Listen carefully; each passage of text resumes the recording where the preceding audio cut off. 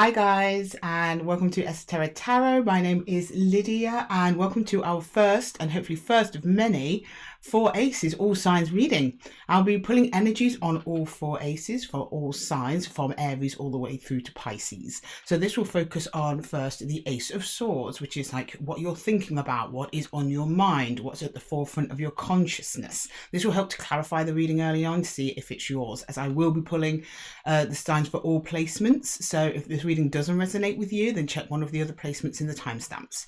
We'll then move on to the Ace of Cups. So that's your heart's desire, what it is that you are drawn towards, what pulls you in. This could be a person, it could be a place, it could be a thing, it could be anything. I don't know if the other cards are on the table, guys, but this one will focus on the heart and your truest wishes, hopes and dreams. We will then move into the Ace of Wands, which is your passion and your drive. What is it that you're wanting to take action towards? What is it that you're wanting to focus on? You know, this could be all of the things that we talk about on the table. It could just be one thing that's highlighted for you at the moment. It's about your priorities as well, guys. So that will be interesting to see how that comes up. It'll be different for everybody. And then we go into the Ace of Pentacles. So these are actual tangible results of all of these efforts. So again, this could encompass everything we've spoken about here, or it could just be one aspect of one of the 4 ACES that we have discussed. After that, I will then pull some challenges in each area to see what obstacles you must overcome in order to get the outcome that you so wish. And then, of course, as usual, we'll end the reading with a guide from Spirit, some extra advice from the universe for you. Okay, guys, and with that, I'm just going to jump straight in. I'm not doing a collective card pull for this one. I just want to jump straight into to Aries, get this on the road, and I'm just excited to see what your guys' feedback is. So if this resonates with you, please let me know. If you would just enjoy this format of reading, also let me know. The more that you want these messages coming through, the more I will do of them. So please do let me know in the comments. And of course, as usual, thank you so much for all your likes, your shares, your subscribes.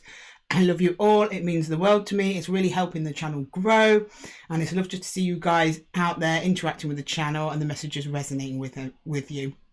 And last but not least, if you are new to the channel, then welcome. It's probably the best way to be introduced to the channel, see what kind of readings I do all in one kind of go, and get a real flavour for the types of messages that come through here at Esotera Tarot, and to check out a couple of placements, see which ones I might be picking up from you.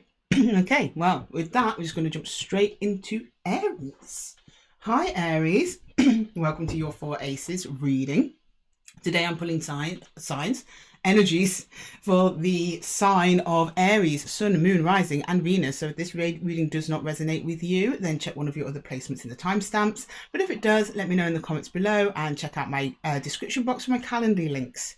That area is going to jump straight in and get you some energies. First, moving into the Ace of Swords, which is about your mental clarity, what it is that you are focusing on, what is at the forefront of your mind, and what you are thinking about. We're going to then move into the Ace of Cups, which is your heart's desire, your wishes, your hopes, your dreams, what your soul is pulled towards. This could be a person, a pet, a place, a plan, a thing. Anything at all could come up under here. Then we move into the Ace of Wands, which is your spirit, your drive, your will. What is it that you are wanting to take action towards at this time? What are you prioritizing with your time? What direction do you want your life to take? And then finally, ending with the Ace of Pentacles. These are tangible, real-world results as a result of this process here. We will then draw challenges in each section for you to overcome, for you to reach your desired result. We'll then end with some messages from Spirit.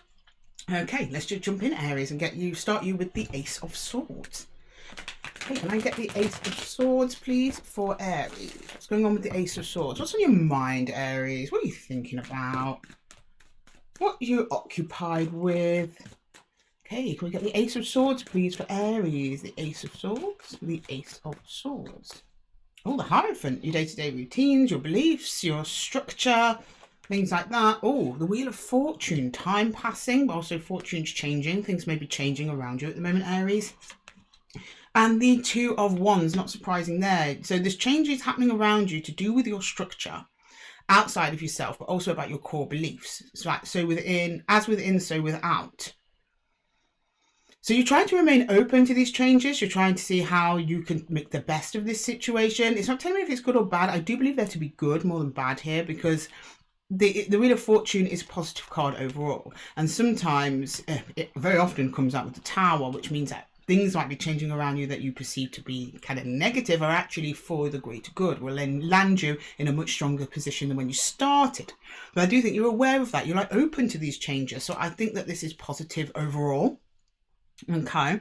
All right, moving into the Ace of Cups. What's your heart's desire there? What's the heart's desire of the Aries collective, please? I have a feeling it's probably going to be due to these changes since you seem so open to them, Aries. We've got 4 cards in this pile. We've got the Page of Swords. We have the 2 of Swords. Well, that's not surprising. We have the 5 of Cups. And we have the 8 of Cups. Okay, so these changes that are coming in that you're focusing on, I believe you have instigated them yourself, because it's about you moving on from something. You've moved on from something or someone. You've moved on with sadness and regret for the past of what happened.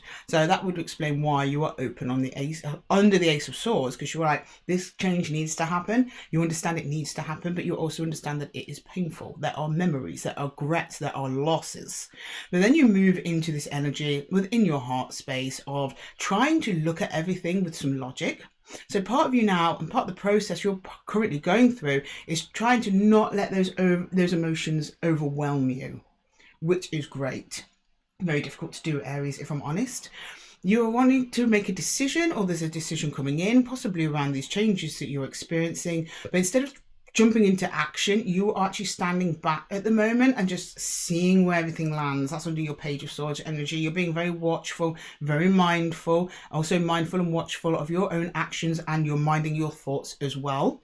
So I don't feel that you're ignoring your emotions. I just think you're allowing your emotions to take a little bit of a back seat, or at least you're allowing time to pass until you feel that they've got enough of a back seat that you can start making some I don't need to say logical choices, like you haven't been making logical choices. You just don't want to get swept away emotionally, because you're aware you're in a bit of a maelstrom at the moment, Aries, of change. And if you act too soon, it could be disastrous. If you act too late, it could be disastrous. You're like, okay, I am actually just going to sit and watch and see how events pan out. Good. That's actually very wise, Aries. Okay, let's go under the Ace of Wands. What's Aries feeling under the Ace of Wands? Say the Ace of Wands. The Ace of Wands. Okay, Queen of Swords. The 4 of Wands and the 8 of Wands. Oh boy, you do want to say something though. So with the 8 of Wands here is like messages, or it can be messages even just from spirit. It doesn't have to be messages between two 3D energies here. I do believe it's you and another person and not a place. Could be a place, but I'm getting more a person. It's around a commitment. This doesn't have to be romance. It can be a commitment around work or a project or something like that. But you have some internal truth, which I think that you gained back here under your Ace of Cups energy and around your Ace of Swords energy around these changes. It's like once the dust settled, you come to your own inner truth. You actually want to put some action in towards saying something to someone about a commitment. Whether you've done that yet, I don't know. You are at the moment under Queen of Swords energy rather than King of Swords, which indicates to me that at least some of you, this is still very internalized. You're like still figuring out, what do I want to say? How do I want to word this? How do I want to come across? What result do I want? And it seems like you want to come together with another energy, or with a project or a place or a thing, but only if it's good for you. Only if it leaves your head clear and without questions. You're not muddled. You just know you've been hurt, and you want to address that hurt in some way, and in order for you to move forward, because there's an energy of moving forward through all of these cards. The 2 of Wands there is about moving forward. The 8 of Cups there about moving on, and then you've got the 8 of Wands here, which is almost like a universal drive, or a drive from your higher self to move onwards in some action. And I believe under communication, because the Queen of Swords is here. Okay, right. And you also want to establish more stability. And I'm not surprised if you're in a period of great change here under the Wheel of Fortune. You're going to want to stabilize that out a bit. And you believe, or at least it looks like, that stabilization will come from you. You're just kind of waiting for the pennies to drop where they need to drop first. Then you'll stabilize them where they are in place. Okay, what does this all mean, Aries? Let's go into the Ace of Pentacles. What kind of tangible results can we get from this process for Aries, please? Oh, okay, we've got the 9 of Swords, we have the 6 of Wands, and we have the 10 of Pentacles. Whatever this was that went down for you, Aries, meant a great deal to you. You realize you're moving on. You realize that what you're going on to is bigger and better than what you're previously in, yet you're still carrying some sadness or some guilt over leaving behind someone or something for your beautiful brand new beginning, where you feel fantastic. You're fine, but you are still going to be worrying about something. Now, I'm going to jump straight into your challenges here. I'm going to pull extra cards for challenges. So I want to know what's going on with that Nine of Swords, because everything in tangible results from this process seems great. I mean, you've got the Ten of Cups and the Six of Wands. So whatever you're going through, it's going to turn out fabulous. You've gone from 2 to 6 here, beautiful balanced energy. Well, you were in a balanced energy there, but it's a much smaller balanced energy than when you got coming up here. But you are giving yourself a headache about it. And I'd like to see why. So let's go and pull some challenges, please. What challenges in each area, under each ace, will Aries find? What does Aries need to overcome here? Can we get some challenges, please? Challenges for Aries. Challenges coming in. Challenges coming in, please. Challenges coming in. The Empress. These are questions over your abundance. This is questions about where you put your efforts, where you place your efforts. You don't want to waste any more time or resources on things that do not work. So your challenge here is to believe in yourself, believe in your own judgment. I feel like some of you probably had confidence in yourself knocked because whatever you tried in the past here did not work. This is also a reassurance that the next thing that you encounter will work because you have learned from this past experience, but you need to understand that, you need to know and internalize that and bring up your confidence into Empress energy, and that's going to help you at least tame down those thoughts of worry that you may be experiencing at this time during times of change. The Empress is also a very grounding energy, so she's very sovereign. She is almost like, and the same for the Emperor as well, because this is also Emperor energy. We're not doing genders here, but the Empress and the Emperor and the Empress, they stay strong and grounded in the face of the biggest storms. They are the pillars of their community, and you have to be the pillar of your own community at this time, Aries. This is stay strong, stay grounded. Your investments have not been wasted. You have gained knowledge from this experience, which has only made you more abundant going forward.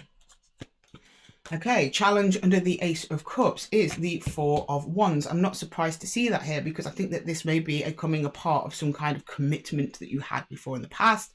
The challenge here and what is making you sad is over this commitment. So, of course, it makes sense that you're going to want to address that in the future under your will. Okay, so commitment, that's kind of self-explanatory there. Aries, that's going to be on your mind for a while. It is going to be a worry for a while. It's going to be the thing that actually springs you to take action. It looks like you're already mindful of how you're coming across when you communicate with the other person who is receiving this energy from you. You're not just going in all guns blazing without focusing. No, you know what you want to say. You know how this has affected you, and you're going to articulate that in a way and action on those feelings in a way that is appropriate to you, that takes you to the Ten of Cups. But nevertheless, it is a challenge, but I believe you are very much aware of that challenge. And then we have the Sun as a challenge in your Ace of Wands, and that makes sense. You just want clarity over this situation. You want happiness. I think some of that Five of Cups energy is the happiness that could have been. Don't think that the happiness is beyond reach for you, Aries, or abundance is beyond reach for you. It may be, I'm getting very much across all these cards, is confidence issues. Whatever happened here has really knocked your confidence in your ability to have a happy ever after. Some of you may be going in the belief that that is not possible. You have to watch your thoughts, Aries, more than anything else, because your thoughts become your reality. So if you want the Sun, then you have to think, I have the Sun. I already have the clarity. I already have the happiness. And it's coming in for me. The moment you start thinking you are unworthy, you are undeserving, it is not something that is for you, maybe it's not in my life path, that's what the universe reads and that's what the universe thinks that you mean. So it won't bring it in for you because it doesn't think that you want it. So you have to stop that negative thought spirals, focus on that Sun, focus on the positivity of that Sun and that coming in. And then the challenge under the Ace of Pentacles is the King of Wands, any rational behaviour. I'm also kind of getting the King of Wands might be another person. I'm not surprised a person coming up here with that the Nine of Swords energy there. This is probably the person that you're actually worried about. This is someone very charismatic. They had leadership qualities. You were highly attracted to them. It's someone who you probably thought would take you to your Ten of Cups, but they didn't. And it's actually about realizing that you are the King of Wands, Aries. In fact, that is Aries energy. You are the King of Wands. You have all the capabilities of whoever this is to get your happily ever after all by yourself. You have leadership capabilities, you have charisma, you have everything that you already there, or it's just a case of bringing them out, working on them, practicing them, and doing that through this process of change. And it's probably why you are going through this process to begin with, to bring out your King of Wands energy, which is really needed at this time to get you to your Ten of Cups outcome, and to just let go whoever this is to you. This is an external person that has those qualities. Don't worry about them. They're going to be fine. They came out on the upright after all. They're absolutely fine going after whatever it is. Don't you feel guilty about going after what you want, Aries. It's all about you at the end of the day. Without you, there's nothing else in your life. So you've got to look after number one in this instance and march forward into your abundance, into your happily ever after, which I believe you do. Okay, I'm going to pull some universal energies here for you, just to get a little bit of advice, Aries. A little bit of advice. Can we get some advice from the universe for Aries, please? Advice from the universe. Advice from the universe for Aries, please. The Seven of Vessels, mourning. Yeah, you're letting go.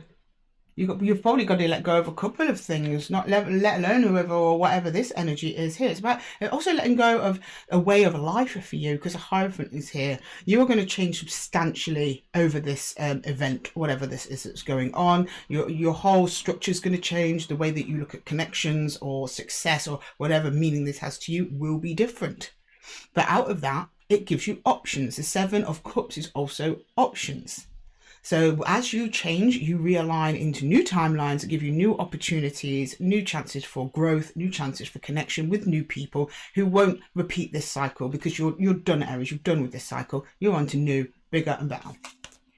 And I've got the Four of Vessels, boredom. Do not ignore this opportunities coming in. Some of you might, if you stay in this I want to call this the Seven of Swords. I don't know why. And that's more of a card of deceit. So it might be some self-deception coming in here for people, because I don't think there's anyone else deceiving you. I think it's yourself, if anyone.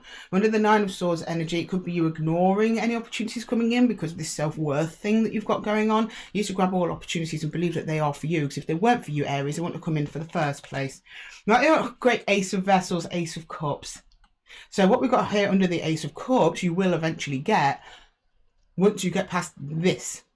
Okay, so your heart's desire, your wishes, your dreams, connecting with someone else or connecting with the job of your dreams is all coming in for you. So long as you look at things slightly differently, release all of these energies and just focus on your growth and moving forward. Now, I've been dying to use these, Aries. I got the Archetypes deck. I got the pocket version, because the big version is like these big cards like this. I'm like, no, I want the little tiny diddy version, and they're so cute. So I'm just going to pull you a couple of archetypes here, just see what energies are walking with you to this journey, a little bit of support, right? Can I get some archetypes for Aries, please? Also, some of these just might be that extra little bit of clarification. This is your reading, anything like that. So can we just get some archetypes for Aries, please? Archetypes. We've got Kairos. I don't know who Kairos is, so maybe you want to Google that afterwards. We've got Kairos here in your energy surrounding you at this time. We've got the Father. So any of you had any, it could be healing masculine wounds, healing wounds to do with fatherly attachments. It could also be men in your life that have a positive impact or even negative impact on your surroundings, to be close to that, or maybe healing masculine energy within. And then we have the Mirror. So this is a time of self-reflection. I'm not surprised to see the Mirror there. Well, you are changing a lot at this time, Aries. You're changing your beliefs around connections, relationships, your structure, your day-to-day routines, how you go about things, how you think about things are all changing at this time. So the fact that you have the Mirror, that's going to include a lot of self-reflection and be a really, really helpful energy in that regard. Okay, Aries, thank you so much for joining me. That's so much fun, you know. I'm looking forward to doing all the signs and doing this every week. But you're doing really great. It's just a painful time for you at the moment, I'm sensing. Not surprising, periods of change are, but with that Two of Wands down at the bottom where we started, that leaves me very hopeful for you, Aries, because it seems like you are welcoming this change, even though there's pain attached to it, there's pain associated with it. You know it's going to be challenging, you know it's not going to be a smooth ride, but at least this might give you the confirmation you need. Whoops. That there is light at the end of the tunnel, and that happily ever after is there for you in the waiting. It's just that Nine of Swords there at the end. You're going to carry some of the worry. I'm getting it as guilt, to be honest. You may end up doing better than the person that you just left behind, and then you'll probably take some kind of pity on them. Often that can be tempting to take them back, but don't do that. This is very much, this person was a lesson, not someone for a lifetime. But thank them, they were a good teacher, whoever they are, because it's put you on the path to success. Okay, thank you for joining me here, Aries. If the reading resonated, then let me know in the comments below. Check my description box for calendar links if you're interested in a personal one-to-one reading. And until the next time, Aries, take care. Right, up next we have Taurus. Oh no, I put the aces away, Taurus. I'll edit this out and I will get the aces back on the table. Bear with me a second. Oh, sorry, Taurus, and we are back in the room. I was just yapping away to Aries there, but I put away the 4 aces cards. Anyway, straight back to you, Taurus. Welcome to Esotera Tarot. Thank you so much for watching and joining me here. Welcome to your collective reading. Today we're doing the 4 aces, starting with the Ace of Swords. So that's your mental efforts, what you're focusing on, what you're thinking about. This is very much prefrontal cortex energy, so you know exactly if this reading is for you. It is what is on your mind. Then we're going to move into the Ace of Cups. That's your heart's desire. That is love, relationships, connection, all that jazz, other people, heart's desire, and what you're drawn to. But this can also come up with work. If somebody you're passionate about work, it can also be work. I don't know until the cards are on the table. Then moving into the Ace of Wands. That's your will, that's your passion, that's your fire, that's your drive. What is it that you're actively working on? What is it that you're wanting to move towards? And then we go into the Ace of Pentacles. These are real world tangible results, outcome cards, should I say, to all of this. Now it could be relevant to the entire reading, or it could just be relevant to 1 or 2 parts of the reading. We'll see when it comes out on the table. And as usual, I'm pulling energies for all placements, so that'll be Sun, Moon, Rising and Venus. So if you don't see your story here today, or it's not resonating, then check the timestamps for your other placements. If it does resonate, then let me know in the comments below, and check my Calendly links if you wish to have a one-to-one reading with me. And with that, Taurus, let's jump in and start with the Ace of Wands. Right, can you show me the Ace of Wands, please? Ace of Wands, sorry, no, Ace of Swords. Show me the Ace of Swords, please, for Taurus. Ace of Swords for Taurus. What's on Taurus's mind at the moment? What's occupying Taurus? Okay. Oh, Strength. Queen of Swords. King of Wands. Quite the pairing there, Taurus. So you're marrying here action with mental clarity, which is beautiful. You're actually thinking about doing something already straight out the gate. It's hard for you to do though, because you're showing strength. So I think you, in one hand, you've got in your head, like, yeah, I'm going to do this thing and I'm going to smash it. It could be connected to a person, a place, a thing, I don't know. You've kind of got all your ducks in a row to actually do it, but the actual putting that into action has not happened yet. You're showing me is hard. This is hard. I know this is going to be difficult. I don't know if it's difficult on you or if it's difficult on someone else, but that will come in as we go along with the rest of the aces. Okay, can we please clarify the Ace of Cups? Sorry, plane. Taurus is a plane. I'll try and edit that out. Ace of Cups there. Ace of Cups for Taurus.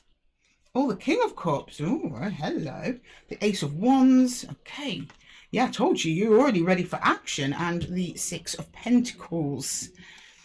So some of you might have had more than one thing going on, or person. Not all of you, some of you might. It's like, how do I do this? How do I balance my energies? It could be, how do you balance your energy between yourself and giving to someone else? There's something that you do want to go for, something that you are very attracted to. I'm getting it's a person. There is love there, or at least a potential for very deep emotions. This could be someone that you've known a while. There's a problem with the give and take or the balance. You're like, how do I address the balance of this thing that I want in my life or person? It could also be your own emotional maturity around this time, but I'm definitely getting another person. You're acting towards something outside of yourself, at the very least, whether it be a person or a project. But it's, again, that could be balancing your time and your resources.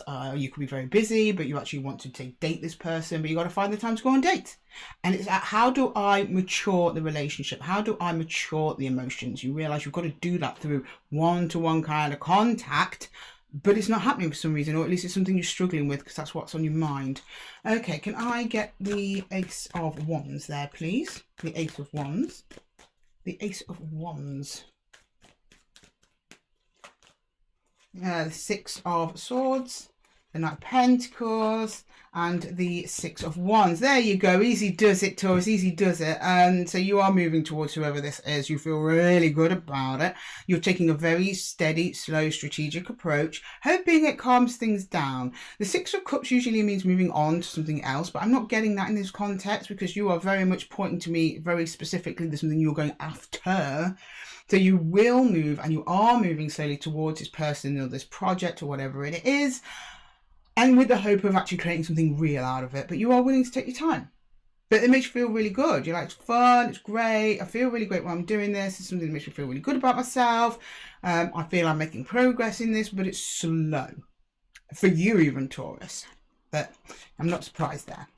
Okay, can I get the Ace of Pentacles? What's the outcome of this? The Ace of Pentacles, the Ace of Pentacles, Ace of Pentacles, please. Yeah, Six of Cups. With the energy here, you're going to come together. The Eight of Swords and the Two of Swords. Something about this you don't see, though. This will come together, but not in a way that you expect. Really at all. At the moment, you're kind of got, you know what, it's mostly action orientated. There are emotions here, of course, especially when you're Ace of Cups. So it's mostly action orientated. It's Wands and got some Pentacles. It's mostly fire energy here on the table. I've got Pentacles here, Pentacle energy. Not that much Sword energy. Sword energy is more in regards to keeping things calm and keeping things clear. But then when we reach into Pentacle energy, which is your tangible results, you kind of go into your head about it. So this is why I think something happens, or this person pops up in your life in a way you're like, whoa, I wasn't expecting that, even though you were the one that kind of called them in. So this might be for those of you that are just calling in a partner, for example. Maybe there's no one in the picture, but you've been manifesting that, right? That could be the case. They just pop in, you're like, whoa, I was not expecting that. Or it could be that you've been putting your energy towards someone where maybe they haven't been giving and receiving to you in equally, and you pop straight into your head about, is this even the relationship that I want? Do I want this kind of give and take kind of thing? Maybe they're giving 30%, you're giving 70%, and you've told yourself you're okay with that, but really, are you? Or it could be opposite, they do start giving more. Something takes you by surprise in this connection as a result, but I do see it coming together in some form. Whether you want to stay there, I'm not sure. Because underneath the connection itself, there is mental uneasiness. Okay, well, I'm going to jump in and clarify some challenges there. Maybe we can get to the bottom of what that is.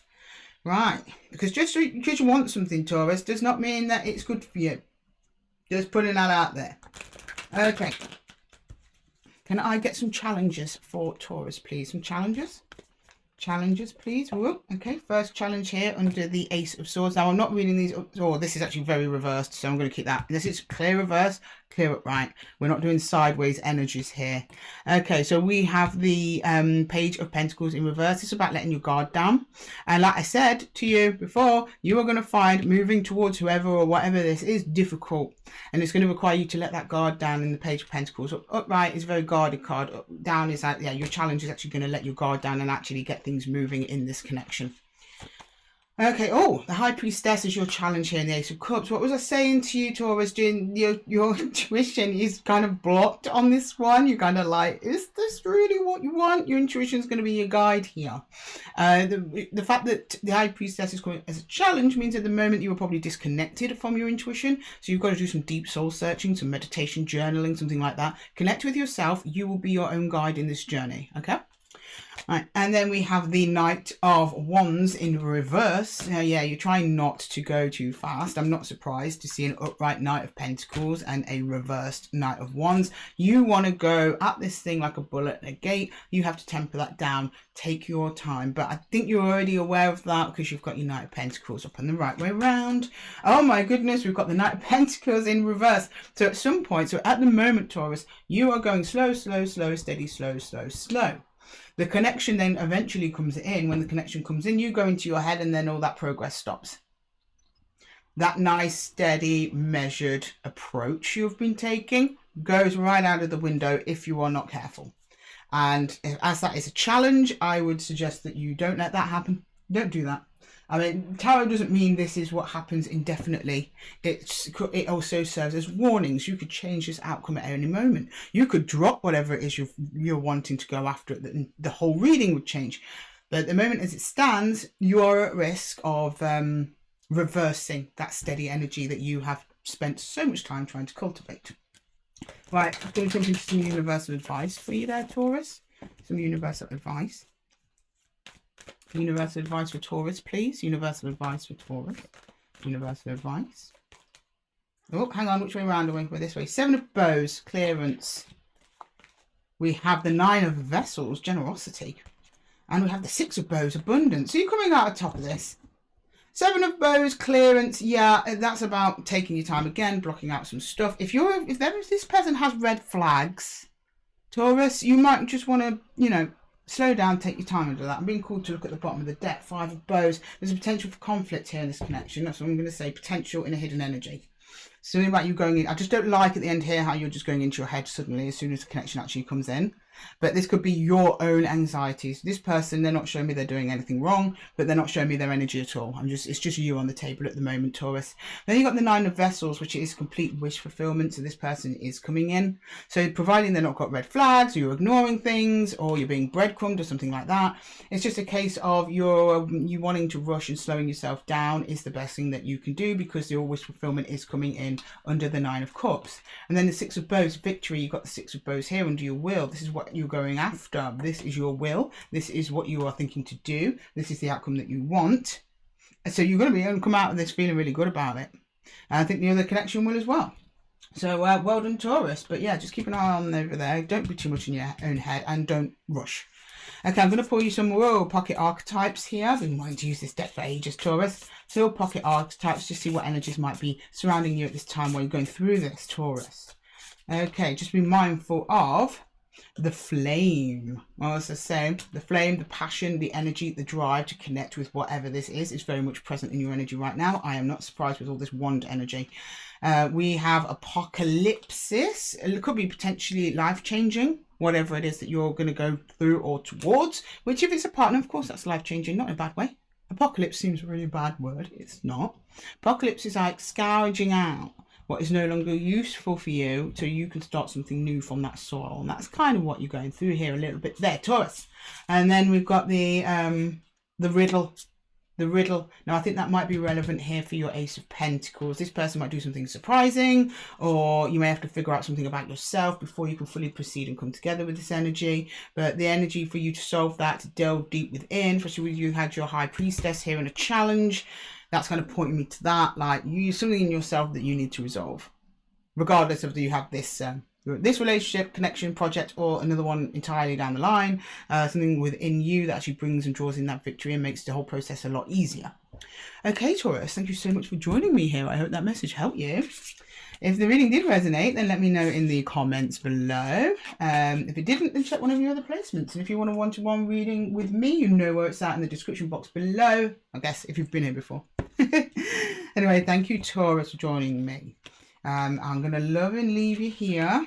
And until the next one, guys, take care.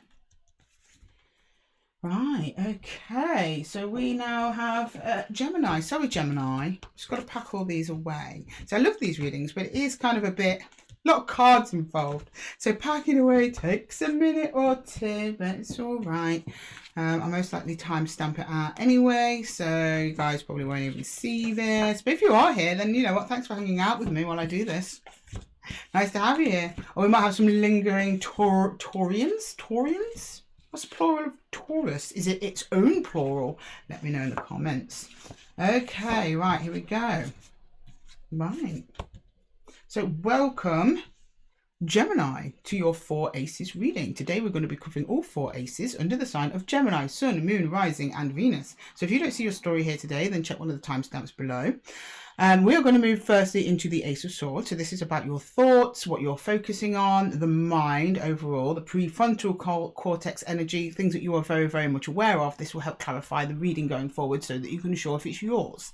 Then it goes into your heart's desire, what it is your wish fulfillment, your hopes, your dreams for the future. Moving into the Ace of Wands, excuse me, which is your will, what it is that you actually wanting to put energy towards, what you're actually going after at this time. And then finally finishing off with the Ace of Pentacles, which is produces tangible real world results. Now we'll then follow that off by getting you some challenges in each area you may need to overcome to get you to where you need to be, and some universal advice. I'll then end it with some pocket archetypes, just see what energies are around you this time that you could tap into to help. And with that, Gemini, let's jump straight into your Ace of Swords. Okay, can you show me the Ace of Swords for Gemini, please? Ace of Swords for Gemini. Get Ace of Swords. Ace of Swords for Gemini, please. Ace of Swords. The Ace of Swords for Gemini, please. The Ace of Swords. Ace of Swords, please, for Gemini. The Two of Swords. Oh, okay. Justice, And the Queen of Cups. Who broke your heart, Gemini? You want justice. Pretty much, that's what it's saying.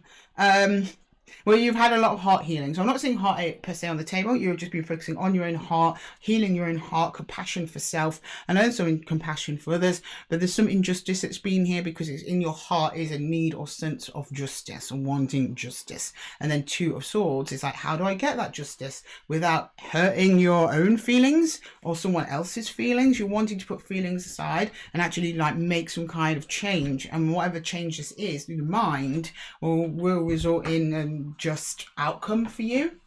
Now, I don't mean that like you going out taking revenge on someone, which some of you might be, but it's about sense of your self-justice. Like, what do I owe to myself? That your own success will be the justice that you need. That sort of thing. Okay, can we go into the Ace of Cups then, please? Ace of Cups.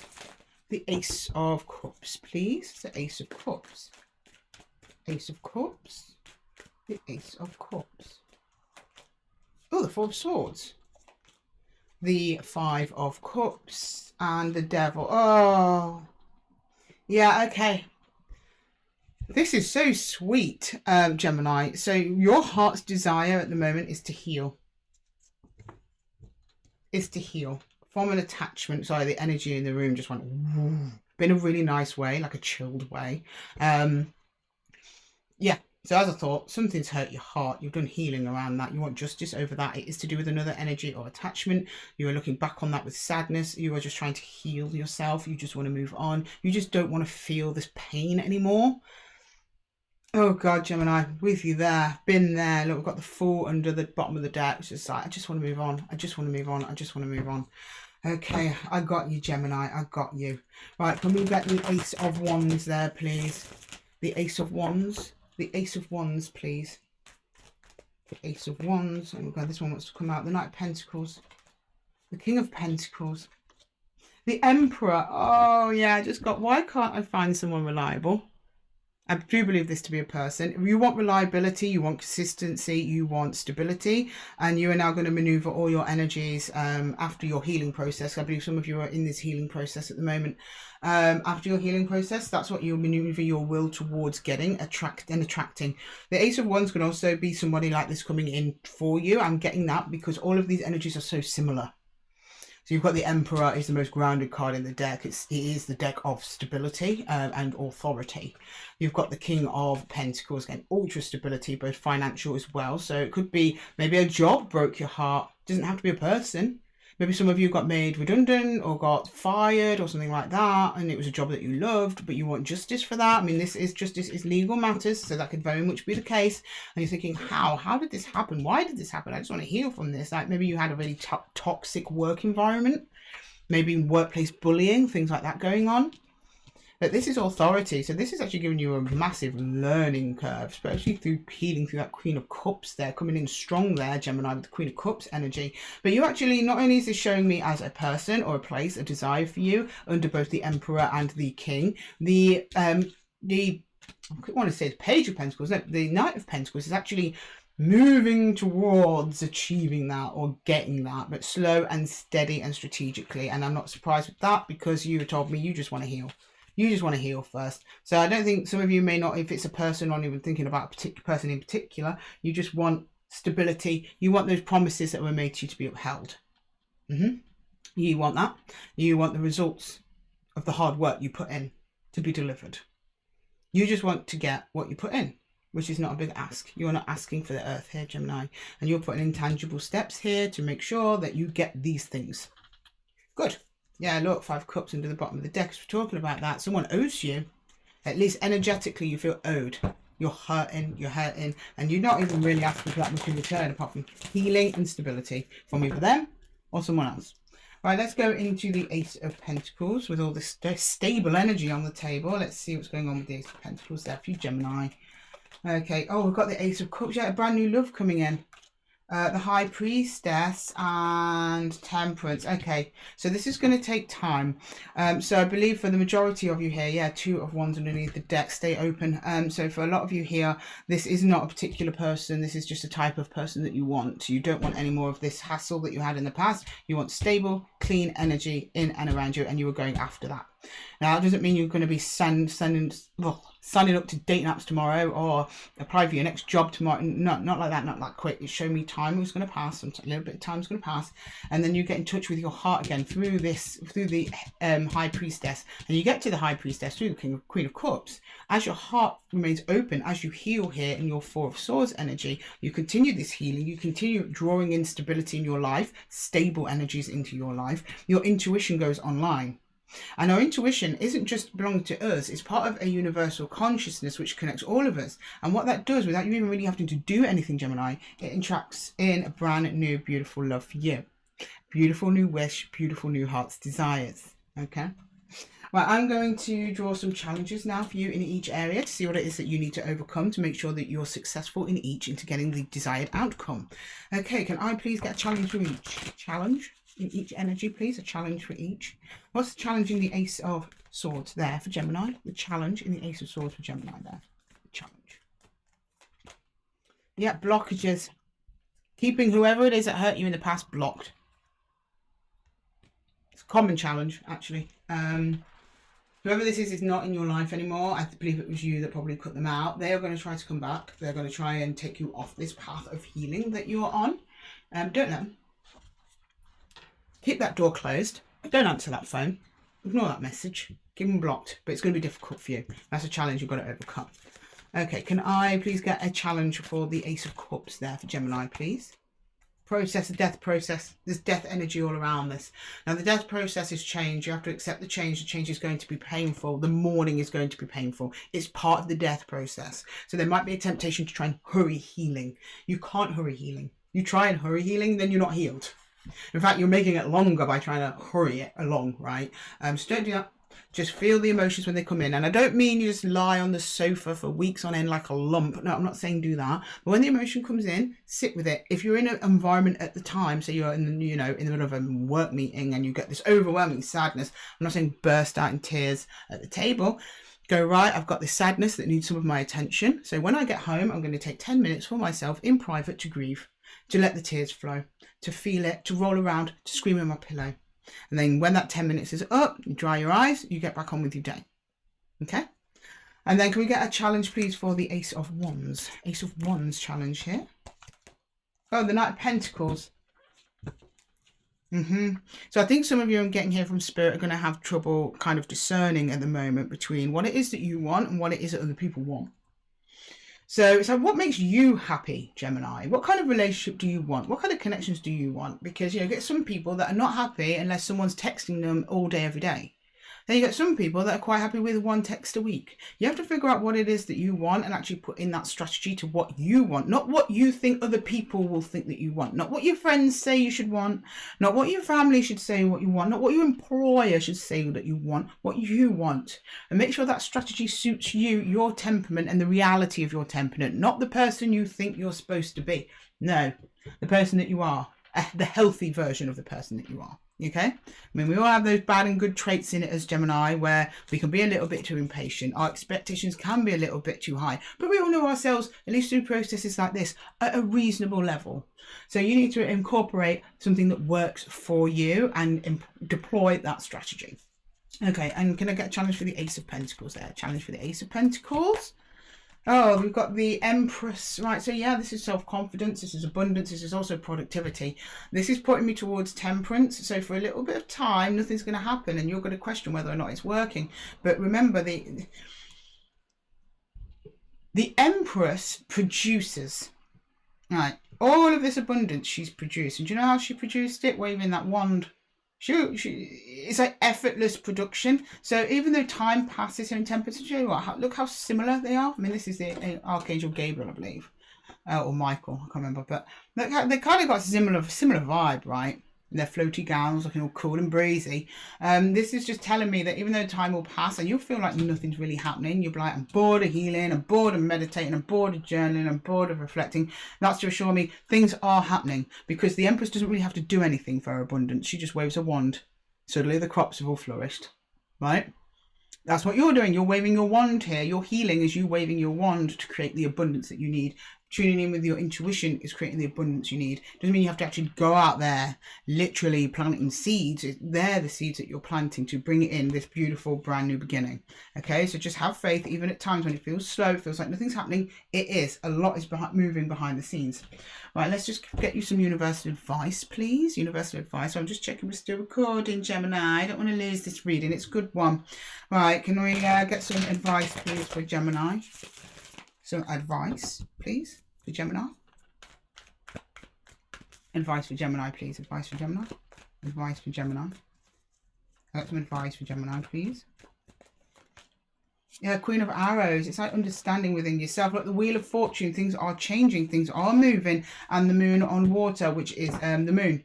Yeah. Oh, what more can I say, Gemini? I mean, that's the universe just going, yeah, your girl Lydia, she gets it, right? So it's this internal clarity, you know, keeping your head about you, keeping your wits about you. I'd have to say that to you, really, Gemini, because you came in with a very sensible energy under the Ace of Swords there. But to trust in yourself that the Wheel of Fortune is turning. And it's turning, it's upright, so it's turning in your favour. So with every positive thought, with every positive action, with every positive piece of self-care you do for yourself, that's turning the wheel. And then the Moon on water, this is about going within, reflecting on what's happened to you, reflecting on how you feel about it. And what was I saying? Reflecting on what it is that you want, Gemini, not what you think other people should think that you want. Does that make sense? Because the person on TikTok said, if he says these top 5 things, he's not interested in me, or whoever, whatever. Them sorts of things are not the things that you need to be thinking about right now, or watching or consuming. You only need to be getting that kind of advice from yourself, from your higher self, from your High Priestess. Your High Priestess is trying to talk to you, Gemini. That's it. She'll set you straight. He, she, not as genderless, but you know what I mean. And finishing off, because I've been so excited to use these, Gemini, I got these new little pocket archetype cards with so super cute little versions of the archetypes. Just going to pull you some archetypes, see what archetypes might be around you at the moment, universal energies that might be around you at the moment. These can either present as challenging or helpful. Okay, right. We have, oh, the sword. What? To be honest, I had a feeling that your Ace of Swords was probably your strongest placement at the moment. So this is very much a sword, keeping clear mental thoughts. That energy is around you at the time, and Spirit is supporting you on your thinking at the moment, your thinking processes, not to let them overwhelm you, but also just to stay within your ground about what it is that you want. Your thoughts are key at this time, Gemini. And we have the mirror. Someone else just had this. That's it. I think it was Taurus. Just had this, the mirror, and we have the Moon on water, which is very reminiscent of mirror energy, because there's another card in this deck that's called the mirror that's very similar. That's looking within, going within, intuition, High Priestess stuff. So High Priestess, your intuition is kind of screaming at you through this reading, Gemini, I'm not going to lie. And then we've got the mask here. The mask. That's perfect for what I was just saying. You've got to remove that mask. And or other people, seeing past other people's masks. Because a mask is, sometimes we lie to ourselves about what it is that we want. I mean, I know the people that were like, yeah, I want the wife, the kids, the picket fence, and then they got into, say, like their 30s, and they were like, I don't want that. Luckily, there were people that had not achieved that, because, and so they weren't leaving anyone behind. They hadn't got married and abandoned their families or anything like that. And it's like the realization reached them later, even though they knew in their heart and their spirit, that's not what they wanted. They wanted it because they'd consumed so much media that told them that's what they should want. Not what they actually want. Then, time passed, they grew a little, they realised, no, I don't want that. And that's why they'd never really been called into them. Even though that's where they'd put all of their efforts into getting, it never worked out. And it didn't work out because deep down, they genuinely didn't want it. Now, you'll know if you want it or not. And I'm not saying that that's what you want or feel, just the example of the person I know. It will work out the same, works out the same for all of us. We have to really get in touch with what it is that we want, truly want. And that also includes things that we need, things that are good for us. Okay, right. I hope that really helped, Gemini. If it did, let me know in the comments below. And if you're interested in a one-to-one reading with me, then check the description box for my Calendly links. And until next time, Gemini, I'm going to love you and leave you. Take care of yourselves, guys. Right, up next we have Cancer. Hi Cancer, my cool crabs. How are we doing today? How are we doing? Welcome to your first 4 ACES reading. So today we're doing the 4 ACES for all of the signs and for all of your placements, Sun, Moon, Rising and Venus. So if this reading does not resonate with you, check with one of the timestamps for your other placements. If it does, let me know in the comments below. And if you're interested in a one-to-one reading with me, then check the description box for my Calendly links. With Aries, maybe some of you are dealing with an Aries, that was random. That Cancer. We'll jump straight into your 4 ACES and I'll quickly explain which each one of them means. So we've got the Ace of Swords. They're your thoughts. They're the things at the forefront of your mind. I do these first because it helps you to identify whether or not this is your reading. What are you thinking about? What are you focusing on? What are you making plans on? All your mental energies right here in the Ace of Swords. We then move on to the Ace of Cups. That's your heart's desire, your hopes, your dreams, your wishes, your fulfillment, your pot of gold at the end of the rainbow. This could be a person, a pet, a plant, a place, a thing. It could be anything. I don't know until the cards are on the table. They're Cancer. Then we're going to move into the Ace of Wands. So that's your drive, your will, your passion, even your spirituality can be in this card. What are you actually focusing on? Your actual movable energy towards. What is it you're wanting to act on rather than think about? And then we're going to finally move into the Ace of Pentacles. There will be real world tangible results either of this entire process or of a piece of this process. I will then pull challenges in each section to see what it is that you need to overcome to reach your goal in each area. And then we'll finish off with some universal advice and some archetypes. Okay? Are you ready? Are you with me, Cancer? Let's go. Okay, right. Cancer. We start with the Ace of Swords. Okay. Can you show me the Ace of Swords for the Cancer Collective, please? For Cancer, the Ace of Swords. What's going on there, Cancer? Tell me about it. Spill the tea. Ace of Swords. What's going on in the Ace of Swords? What's on your mind? What are you thinking about? What's going round and round up there, Cancer? Okay. Oh, someone hurt you. 9 of Wands. Oh, God. 10 of Swords over an ending, and it wasn't a good one. Oh, on the Ace of Cups. Okay. So you open your heart to someone. I believe that this was someone new as it's an Ace of Cups. I mean, if it was like 10 of Cups, King of Cups, Queen of Cups, I believe it might be someone that you had a significant relationship with, but I'm getting somebody new, but somebody who you thought had a really good potential. Then it ended. Now, I'm not clarifying these cards, so I don't know why. I can't give you details on why, but there was an ending. You are nursing a hurt, but you're still open to this person. But you're very defensive. I'm not saying they're coming in or anything like that. There's still part of you that wants to connect with this person because you're still looking out for them. Like, are they on the horizon? But you're really hurt.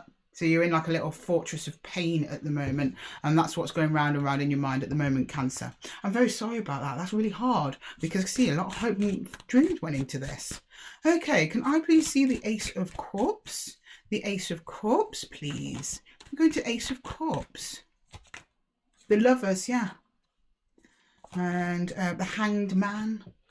And the 4 of Cups. Some of you may have reached out to this person. Maybe you got ghosted. Maybe you've been ignored. Maybe you've been left on red. If it's not a romantic relationship, I'm very much getting a romantic relationship here. It may be that if it's a job, you got laid off. Something ended that's hurt you. You're wishing maybe you want to go back. Maybe you sent emails and rang people and trying to get answers and no one's really responding to you. For others of you, this is someone else in your environment you're not noticing because you are focusing on this. And you actually require a new perspective to see that new connection. I'm also getting that quite strongly. I will see it in will here under the Ace of Wands. Whether we have a 50-50 split in the collective here or that is the case. There's something coming in, or you've been trying to reach out to someone else, but it's like you're focusing in the wrong place. You're missing it. An opportunity coming in, that connection. Or you are trying to connect with others and they're ignoring you. Okay, right. Can I get the Ace of Wands there, please? Let's narrow this down. Can I get the Ace of Wands, please? The Ace of Wands. What's the Ace of Wands? Okay. Yeah, I think it might be you there, Cancer, that's... Yes, see, you're wanting to offer something to someone. You're thinking, how can I do this? How can I get it back? And then they're ignoring it. You've got 5 of Pentacles. which is literally a card of ignoring things right in front of your face. Because look at that, the Five of Pentacles, there's two people looking down, they're ignoring the church here that could actually help them. Because churches were hospitals back in the day when these cards were created, and these people are clearly sick and in need of medical care, but they've completely missed the hospital that they're walking past. Cards of options, mental fog. So this is very much, I keep getting it, okay? I keep wanting to say, this is going to make sense to some of you, but they keep wanting me to say, there is no magic word that is going to reverse this decision. I'm so sorry about that, Cancer. So there's not a word or a phrase or a perspective that you can give to this other energy that is going to make them accept your pentacle.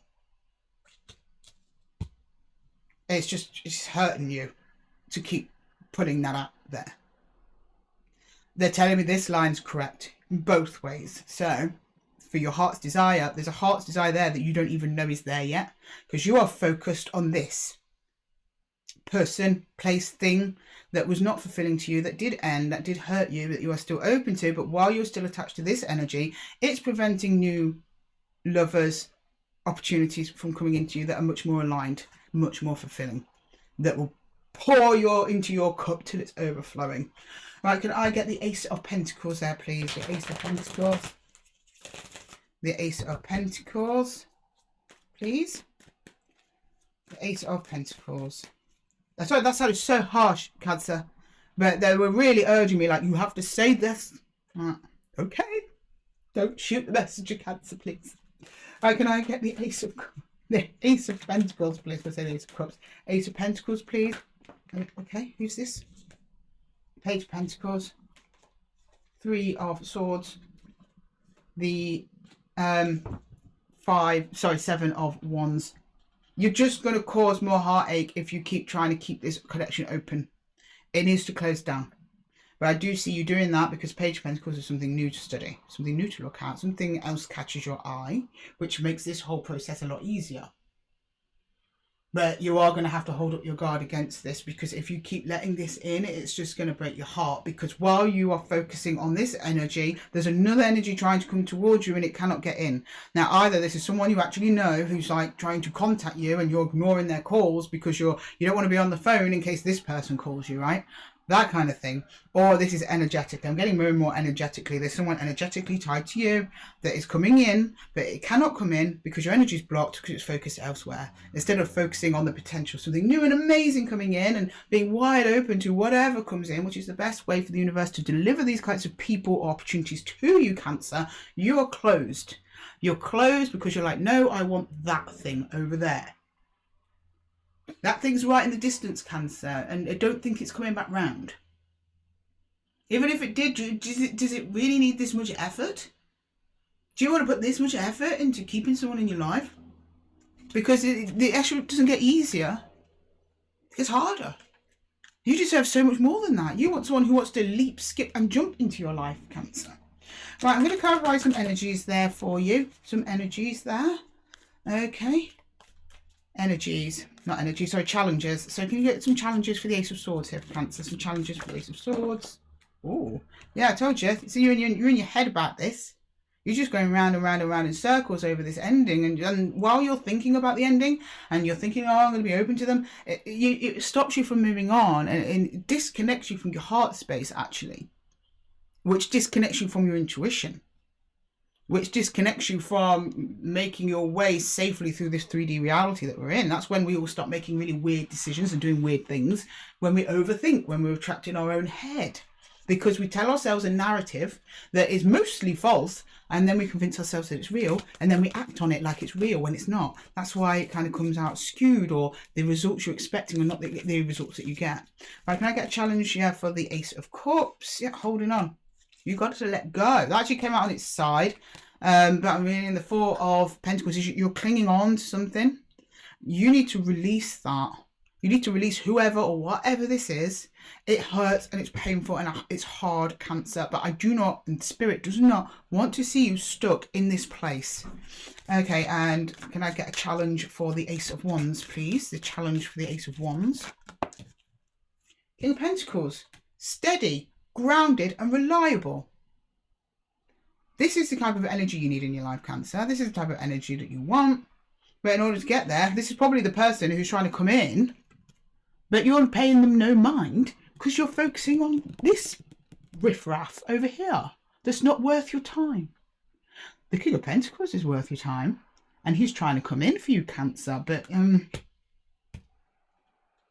he can't, because you're coming from a place of lack. And the King of, if someone is resonating right now at King of Pentacles energy, and they're the person for you, they can't come in if you're only at 5 of Pentacles energy. It's not matched. It's also not fair on them. A King of Pentacles wants a Queen of Pentacles, vice versa. They match each other energetically. They are actually the marrying couple, the King and Queen of Pentacles, because they match.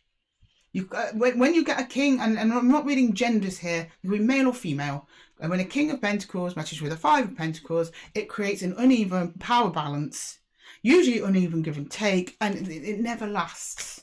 And that might even be the description of the person that you just left there, Cancer. Unequal give and take. Maybe you are in the Pentacles energy and they were in the 5 of Pentacles energy. Selfish, doesn't share, misses the point, that kind of thing. Okay, can we get the Ace of Pentacles? What's the challenge in the Ace of Pentacles for Cancer, please? The challenge in the Ace of Pentacles. Got Justice, Lady Justice. This is balance within yourself. Also legal matters. Some of you might have some legal entanglement with whoever this is you left in the past. So some of you, this might be an actual divorce. You have to divorce somebody. So you've got to actually do, because this is intangible real world results, that you might have to be signing something away or moving your stuff out, changing tenancy if you are renting, that kind of thing. All those things that come with removing your energy from someone else's, that happens in the 3D. Also about balance within yourself and allowing this, whoever is coming in for you, as I do believe there's someone else coming in for you here, that will be the Justice. Then that's now a challenge because you're not letting go of whoever this is. Justice can't come in, intervene on your behalf and rebalance the scales. Right, I'm going to pull some universal advice for you there, Cancer. See what can be done here. Universal advice for Cancer, please. Universal advice for Cancer. Universal advice. Universal advice for Cancer, please. Oh, which way around are we? I need to know this for sure. Let's come out this way so go that blasting oak in reverse. Okay, so you need a Tower moment, Cancer, to kind of blast you out of this stuck energy that you're in, but you're resisting it. Now, I know nobody likes the Tower. It doesn't look pleasant, I agree. But it's needed if we become stuck. It needs something just to come in and just fling us out this stuck energy so we can get moving again in a more healthy direction. But you are resisting this Tower from falling, and while you're resisting, you're just going to stay stuck at the top of the tower with nowhere to go. Oh, the Archer, that's a Chariot. The Chariot is about moving forward. You've got to move on from this. You have to move on from this. You have to start healing. If you don't, I mean, it's a choice. I'm not going to force you to start healing, Cancer. Nobody can. Only you can choose to do that. No one can force you into healing. But if you don't, then you accept the consequences, staying stuck in this place that does not look comfortable. And the Guardian. The Guardian is like death. The Guardian here, and then that looks like a very haunting card. Very scary. And yeah, it is scary. Moving on, it's scary. You meet trials. It gets dark sometimes. But in there, you meet yourself and you meet your guides. And they help you on your journey forwards towards what it is that your wish fulfills. What your fulfilling wish is, should I say. Right, I'm going to draw you some archetypes, see what energies are surrounding you at this time. These can be energies that are here to help you or hinder you. Okay, can I get some archetypes, please, for Cancer? Some archetypes for Cancer. We have the Eternal Child. Some of you may need to do some inner child healing work. Something like that. Some of you might have children that are getting caught up in this, especially if you're married and you're dealing with legal matters here. So here we have the Kiss. The Kiss. Somebody new is coming in. I'm telling you, Cancer. There's someone in who wants to come towards you, but they can't. Because look, it's in a very dark energy there. Very dark, almost eclipse energy, like it's underneath the surface here. And then we have the Stone. Yeah, you can get stuck. And that's kind of where you are at the moment. It's just getting stuck. Stone energy. Stubbornness. But I know it's a difficult read. I don't like giving readings like this, Cancer, but it's all for the greater good of what it is that you need to hear to get you to your happily ever after, which is where we all want you to be, babes. We all want you to be in a good place. Right, Cancer, I'm going to leave the reading there for you. I hope that it helped. If it did, let me know in the comments below. If you're interested in a one-to-one reading with me, then check my description box for my Calendly links. And Cancer, I mean, you're going to be fine. You're just going through a bit of a tough time here. There's going to be a big pill to swallow. But at the moment, it's like ripping off the Band-Aid. I know this is going to be a painful process to go through, but it's far less painful than staying where you are, which seems to be an ongoing pain. Dulled perhaps from actually cutting the cord, but even a dull pain, it just gets more and more tense over time, and things work out the way that they do for a reason.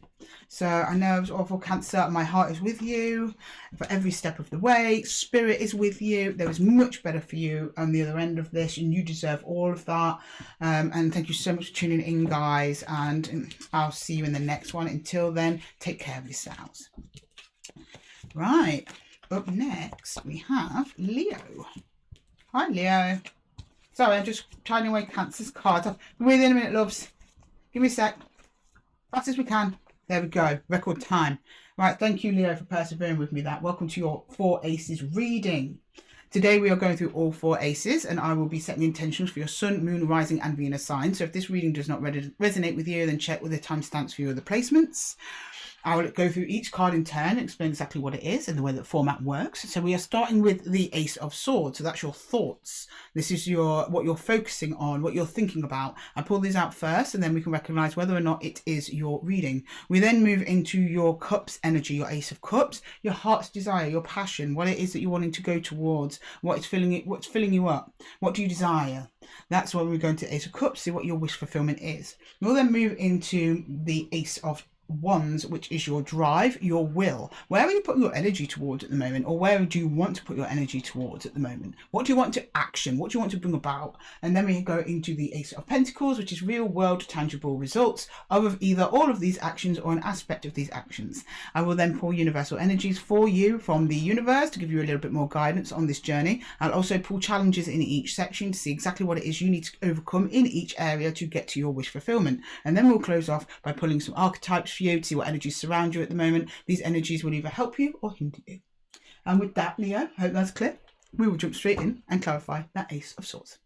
Okay, can you please show me the Ace of Swords for Leo, please? Leo, Ace of Swords, please. The Ace of Swords for Leo, please. The Ace of Swords for Leo. The Ace of Swords for Leo, please. Oh, okay, straight out the gate. Oh, there's a heartbreak. Okay, it's strong. Very strong. Perhaps recent. It's either recent or it's deep.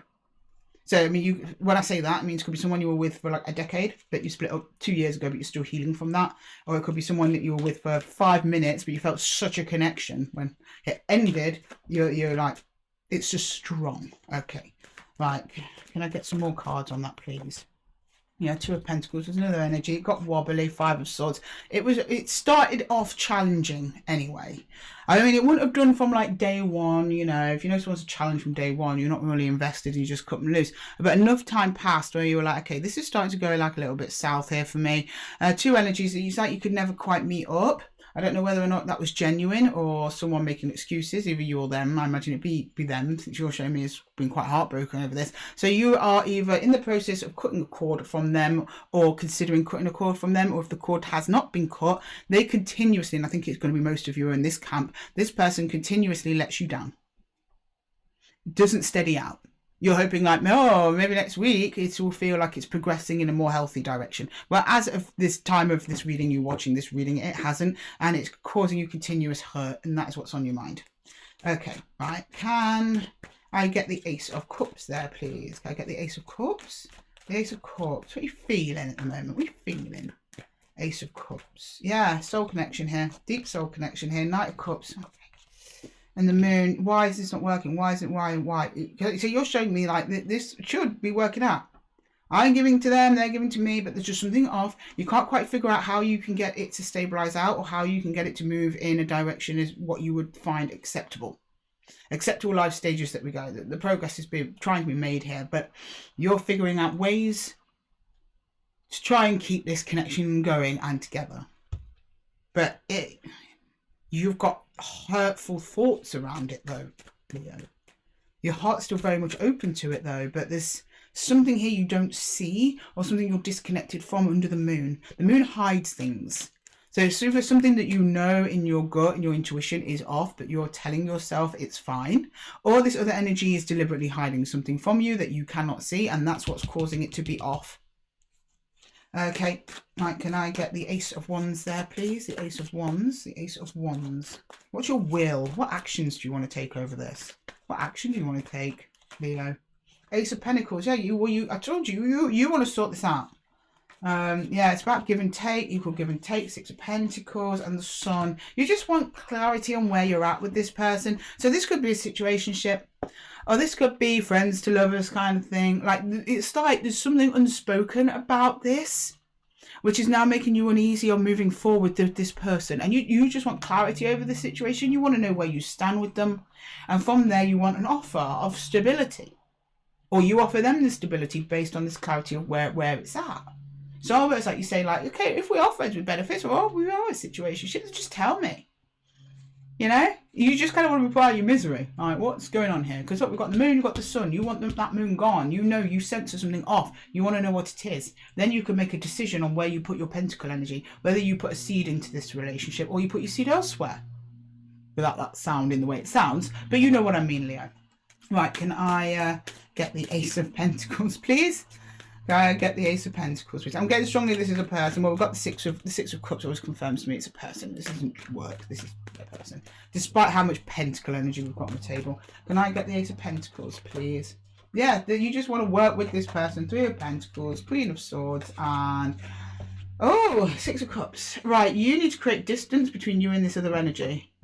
So you get mental clarity over this. And then after doing that, something works out. What we've got under here, Page of Cups, slow down. So you're at Knight of Cups here. You need to withdraw some of that energy a little bit, Leo. Stop being the one who tries hard. Bring it back. Bring it back over here, Leo. Bring it back over here. Calm it down, cool it down. Step back. Get some mental clarity. Then you can come together with others. So it's either going to be with this energy to work it out, or there's going to be energy surround you to help you move on. Something's going to come together and work out either way, but you need to take a step back. Let this person come to you and see if they do. See if they'd be the one to make the effort instead of you doing it all. Let them come forward with their truth. And that's what I mean. You're looking for truth. You've got the Queen of Swords.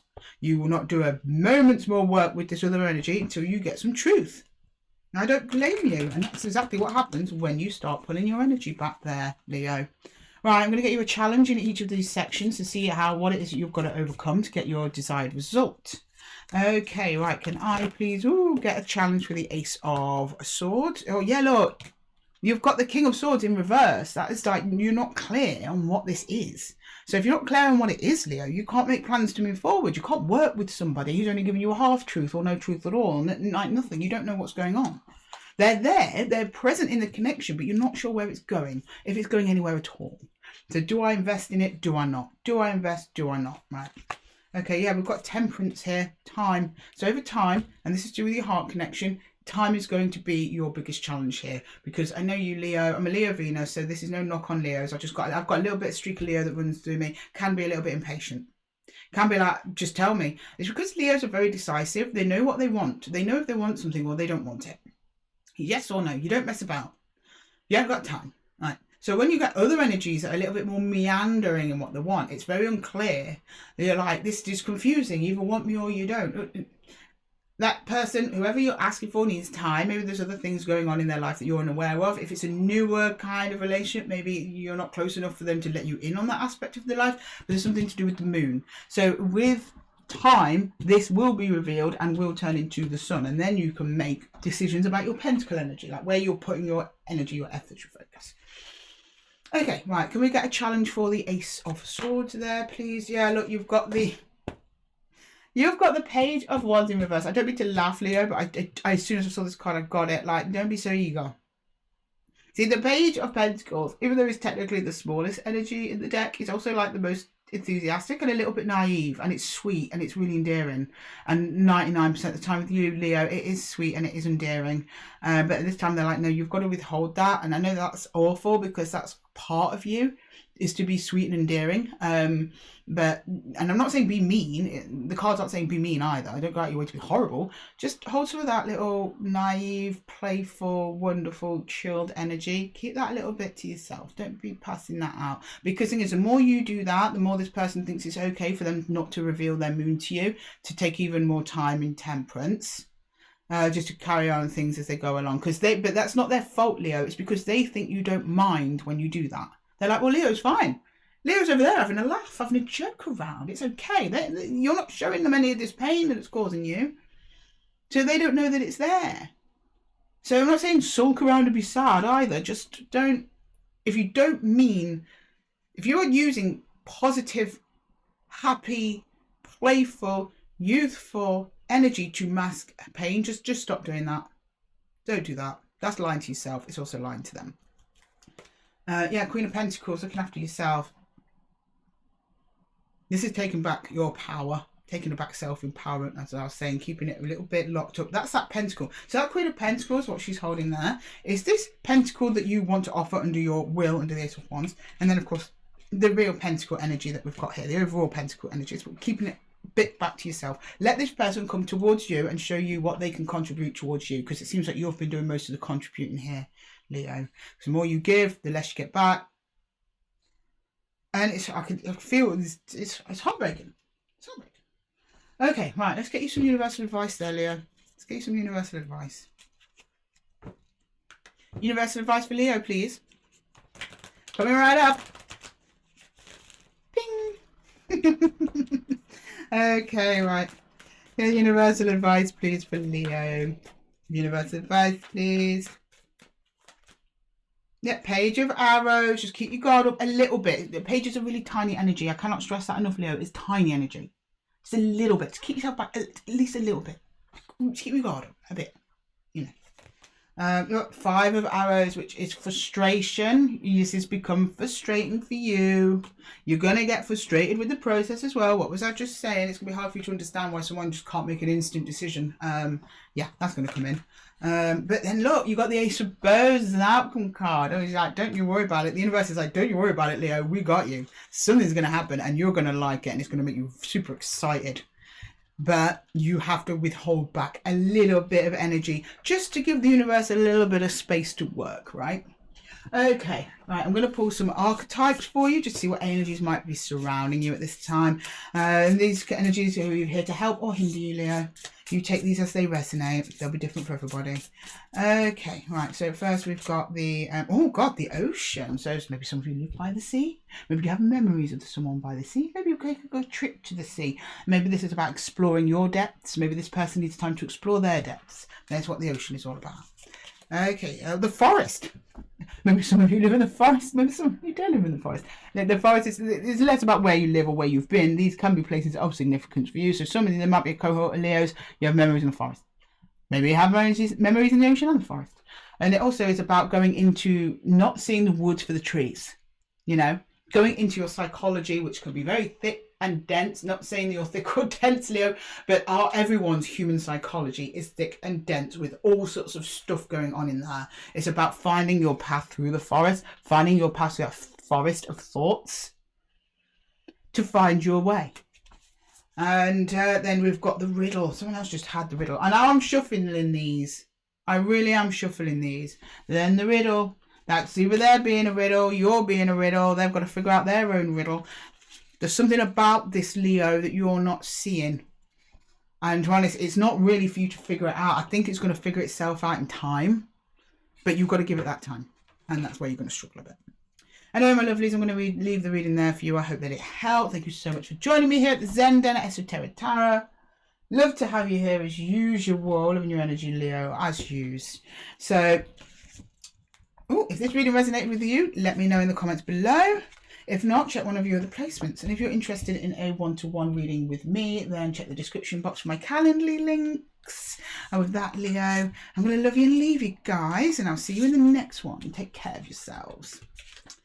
Right, next we've got Virgo. Sorry, Virgo. I'll probably timestamp this out, but for any of you still watching, I don't know, this might be a live. I mean, I'll share this late on in the recording.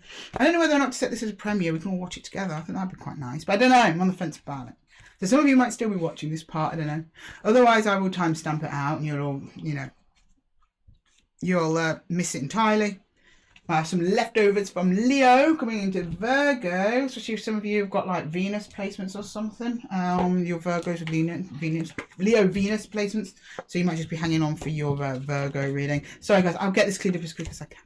But you know, thanks for chilling with me while I do it. It's nice to have you here regardless. What's up? Tell me in the comments what's going on with you. Right, well, I'm going to find out in a minute, Virgos. So, yeah, don't worry about it. Okay, right, all tidied up, all ready for our lovely Virgos, just Virgos. I'm making it too complicated, aren't I, Virgo? Making it too complicated. Right, okay, we'll straighten up. Right, hello Virgo, and welcome to your 4 ACES reading. Welcome to Esotera Tarot. My name is Lydia. Today we're doing 4 ACES and pulling energies for the sign of Virgo, Sun, Moon, Rising, and Venus. We're going to look at all 4 different aspects of your life under each ace. We'll be starting with the Ace of Swords, so that's what you're thinking about. That's what's on your mind. That's what's on your thoughts. What are you focusing on? I do this one first because then we can easily clarify whether or not that this is your reading. We'll then move into the Ace of Cups. That's your hopes, wishes, dreams, things your heart's desire, what you're called towards. That's either going to be a pet, a person, a place, a plan. I don't know until the cards are on the table there, Virgo. We're then going to move into the Ace of Wands. That's your will, your desires, your drive, your passions. What are you actually going to put action towards, Virgo? And then we're going to end with the Ace of Pentacles. There will be our real life tangible results. And for each of the sections, I will be pulling challenges to see what you need to overcome in each to reach your heart's desire, your outcome, your goal, your wish, whatever has come out on the table. And I'll then get some universal advice, as always, to guide you along the way. And then I'm going to close the reading with some archetype energies, see what energies might be surrounding you at this time. And these will be energies that will either help or hinder you. And if that's all right with you, Virgo, we're just going to jump straight in and clarify that Ace of Swords first. Right, can I please get... This one doesn't want to straighten out. Woof, woof. Can you tell I'm Virgo? Look at this. I have to have them straight. Then people go, oh, are you OCD? I know, I'm just a Virgo. I have lots of 5 placements though, so I'm not as bad as some. But you know, I have to. I like everything in its place. What can I say? Right, and then we're like halfway through the reading, so this is when things start travelling around the table. So just tidy it up a bit there. Thanks for your patience, then, Virgo. Right, can I please get the Ace of Swords for Virgo, please? Ace of Swords for Virgo. The Ace of Swords for Virgo, please. Ace of Swords for Virgo. Ace of Swords for Virgo, please. Ace of Swords for Virgo. Ace of Swords for Virgo, please. Ace of Swords for Virgo. Okay. Oh, we've got the 8 of Wands. We have the 2 of Pentacles. 6 of Pentacles. Oh, and the Tower. Oh, Virgo, what happened? So there's been a big old Tower moment in your not too recent past there. Something to do with give and take, where energy is being placed in your life. You have an urge to do something about it. You want to say something about it. Or something's coming in towards you. But it's like you're thinking about what you can do next. You want to do something. I don't think you are, though. Because at the moment, it's just under thoughts, thinking about doing something. Something about readdressing a balance, bringing in stability after a Tower moment. Okay, well, that's not that bad. Let's clarify the Ace of Cups first before we come to that conclusion, Virgo, right? Can you please clarify the Ace of Cups, Virgo, please? Ace of Cups. So I'm just checking we're still recording. So I worry with these long recordings, Virgo. I worry with them sometimes. It might just cut out on me randomly. That's happened before. Right, can I please get the Ace of Cups? Can you show me the Ace of Cups for Virgo, please? The Ace of Cups. Ace of Cups for Virgo, please. We have the 8 of Cups in reverse. That's reversed, but it came out that way. I'm taking it that way. We've got Temperance and we have the Queen of Wands. So someone or something that makes you feel confident, that you are very attracted to, you're hoping comes back to you in time. Now, I don't know if that's an aspect of yourself. I think there was an ending here because Ten of Swords is here. Now, either this is somebody you ended with, maybe that's what caused the Tower. You're hoping that they come back to you. And you want to do something maybe to draw them back in. You're thinking about doing something to draw them back in. And that could be that Queen of Wands is an attractive energy. You want them to come back to you. This is someone you were very attracted to. Now, Queen or King, doesn't matter. Someone you were very attracted to, had leadership qualities, very self-confident, well-spoken, someone you admired, someone you thought was great. You're hoping they come back. Okay. Can I get the Ace of Wands there, please, Virgo? Ace of Wands. Ace of Wands for Virgo, please. What's going on in the Ace of Wands? Ace of Wands. Ace of Wands. Oh, you're hurt, though. The Nine of Wands.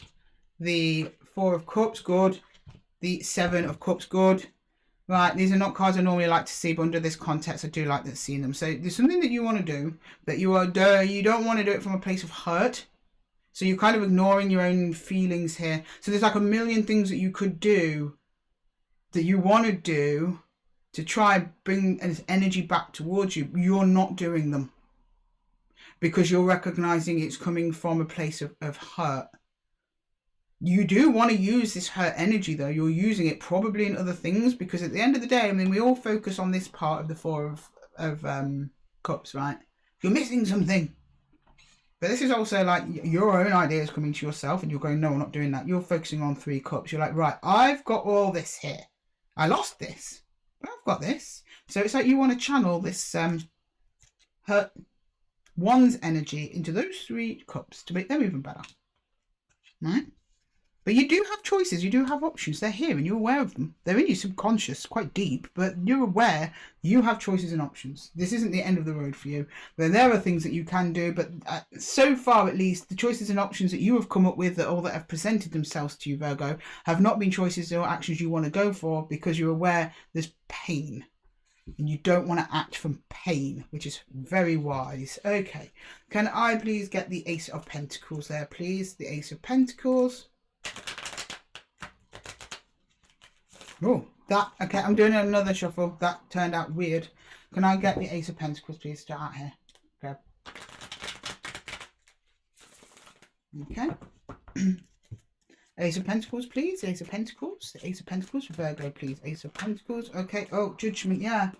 Okay, so you want to revive something. Page of Pentacles. The Magician. Oh, okay, so you do find something eventually that you want to do to help this energy come back towards you. Now, I don't know who this energy is. It could be someone you're dating, someone you're in love with, a family member that's, distanced themselves and you miss them. It could be someone you used to work with. But there's something catches your eye that you're willing to put your energy into. And it does, in some way, create this opportunity to revive or bring back round whatever energy this is. But that's because you've been careful about it, Virgo. You've been careful to select how you act. So this is all coming from you. I don't know whether or not they're coming back round or not. We'll probably see that in the universal advice. I mean, it looks like the energy is there. There is an opportunity coming in to bring this back around. Okay, right. Can I... Oh, got an archetype there. What was it? Apocalypse. Maybe not. Maybe it's not a good energy. Maybe you don't want it back, Virgo. Careful. Right, can I please get a challenge in each of these areas, please, for Virgo? Can I get a challenge, please? Challenge. Right. Can I get a challenge in the Ace of Swords, please? What's the challenge in the Ace of Swords? A challenge, please. A challenge, this one. Okay. Challenge is Two of Cups in reverse. Oh, okay. Right. Give Virgo lecture time. Sorry. So this is all a lesson in control. I think you're actually quite aware of that. It's under the Aces. So the Two of Pentacles on the upright is somebody trying to regain control of a situation that feels a little bit out of control, unstable. It's in reverse. It's letting go of that need to control that you have to release. So this person might come back, they might not come back. That's probably why you've not got an answer on the table here, Virgo. So if I tell you, it's like, it makes the lesson pointless, right? Release control of the situation, but that is going to be your biggest challenge. Whatever happens, happens. Leave it in the hands of the universe. This also, coincidentally, is a card of universal energy, letting the universe create the energy to drive change, to drive action, to drive results. So just taking a bit of a back seat there. Try not to overthink it, which, to a Virgo is telling you not to breathe, but don't try and overthink it. Don't try and control. We've got lots of wand energy here. Little warning. I'm not taking them. But we had the Knight of Wands and the King of Wands, which combined is an extremely irrational energy when they're combined like this, under the Five of Pentacles. So if you were to rush into an action at this time, it would not go well. But I think you know that very well. Okay, can I get a challenge in the Ace of Cups, please? Challenge in the Ace of Cups. The Hermit in reverse, that's you. That's you. You want to do something. You've got to focus on yourself here, Virgo, but you're kind of not. I think you are in your own way. It's like you're kind of looking out for whoever this is and waiting, or maybe putting time limits on it. And but no, it's really about your own inner growth as well. Whether or not you can meet this person, because by the time you've done healing from whatever this is, Virgo, you might be so different you don't even want this person anymore. You're in reverse. You're not feeling yourself. And it's almost a nod from the universe saying here, like, we realise what we're asking you to do is against your nature, in a way. You've got to go against the way you're used to doing things and do things differently this time to get the results that you're after. No. Okay, and it's going to feel odd. It's going to feel weird for you at first. And you're not going to trust it. But that's part of the process. Okay, can I get a challenge for the Ace of Wands? Yeah, we've got the Seven of Wands. It's keeping this person blocked because you want to move towards them. So you remember, ACES is action. Keeping yourself to yourself, not letting too much interfere. Because these thoughts of, I want to do something, I might do this, I could do that. They keep coming up. So your challenge is to basically sit on those thoughts until they will calm down over time. All the ones at least that you recognise that are coming from pain, and just don't do anything at all. Apart from focus on yourself, Virgo, and heal. That's all you need to do. Let the universe take care of the rest. And then going into the Ace of Pentacles, can we please have a challenge card for the Ace? Ace of Pentacles, please. Challenge card for the Ace. Oh, the Knight of Cups. Just a challenge. Yeah, don't be the one to reach out to them, offering them the cup. So you do something. But I think this is kind of like, don't get too emotionally involved at this time, because the action you take is very much around pentacle energy. So it might be you get in touch with them about, resolving a problem, or, some advice or something. Because I get this is an energy, someone that you look up to, someone that you might be able to get something from, not get something from, I mean, like, learn things from. Whoever this is. It's kind of warning you about handing that cup of love over to them too early. This is probably what you want to do.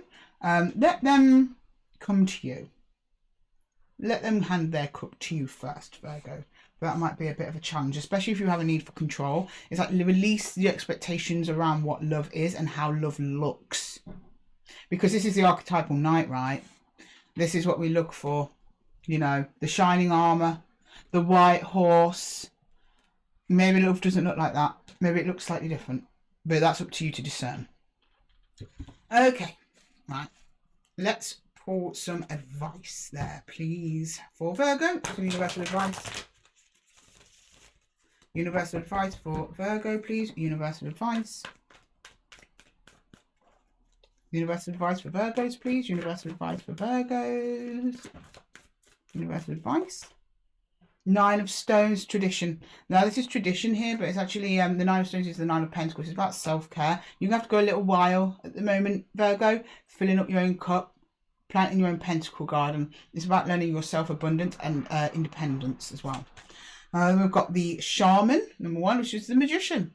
Who's just here. That's you as well, Virgo and Gemini. You've got two magicians on here, so you're more than capable of doing whatever it is you want for your own abundance.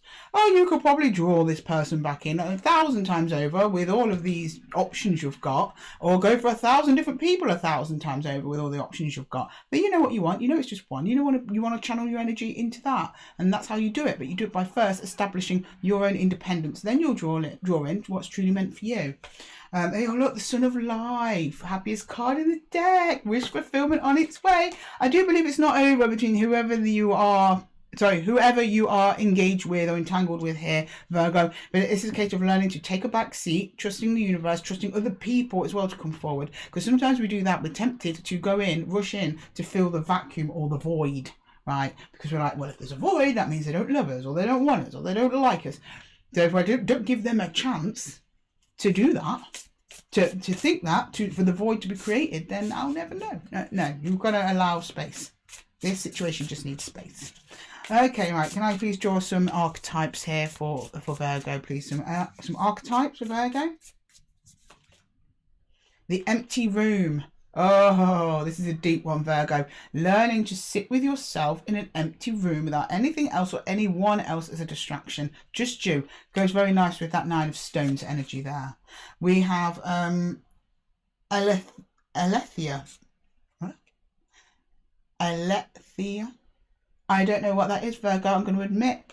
But your homework from this reading is to go away and Google it. Let me know in the comments. Alethea.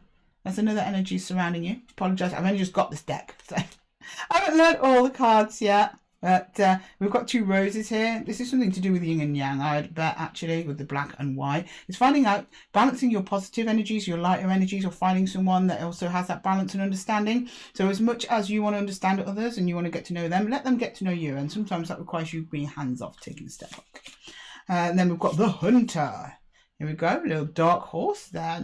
Hunter, that might be relevant to some of you. Maybe some of you know a hunter. Maybe some of you are hunters. Something about pursuing the things that you want. And maybe the dark side of pursuing too hard as well. Because it almost looks like there's a flashlight in there looking at what is hunted. And I don't typically associate, well, I guess you do associate horses with hunting because they're the ones riding the horse if you're doing that kind of hunting. But other than that, you've got that kind of energy around you at the moment. So be mindful of those, please, Virgo. Anyway, Virgo, thank you so much for joining me here at Esotera Tarot. I hope that reading helped. I hope it resonated. If it did, please let me know in the comments below. And if you're interested in a one-to-one reading with me, then check the description box for my Calendly links. And you know what you got this, Virgo? Is you just got to take a bit of back seat. It's going to feel really odd and weird to you at the beginning because you're not going to do things the way you're used to. But this is all a learning curve to actually call in what it is that you need rather than what it is that you think that you want. That's kind of what I'm getting, that vibe. Okay, Virgo, thank you so much for joining me. Until the next one, I'm going to love you and leave you and take care. Right, okay.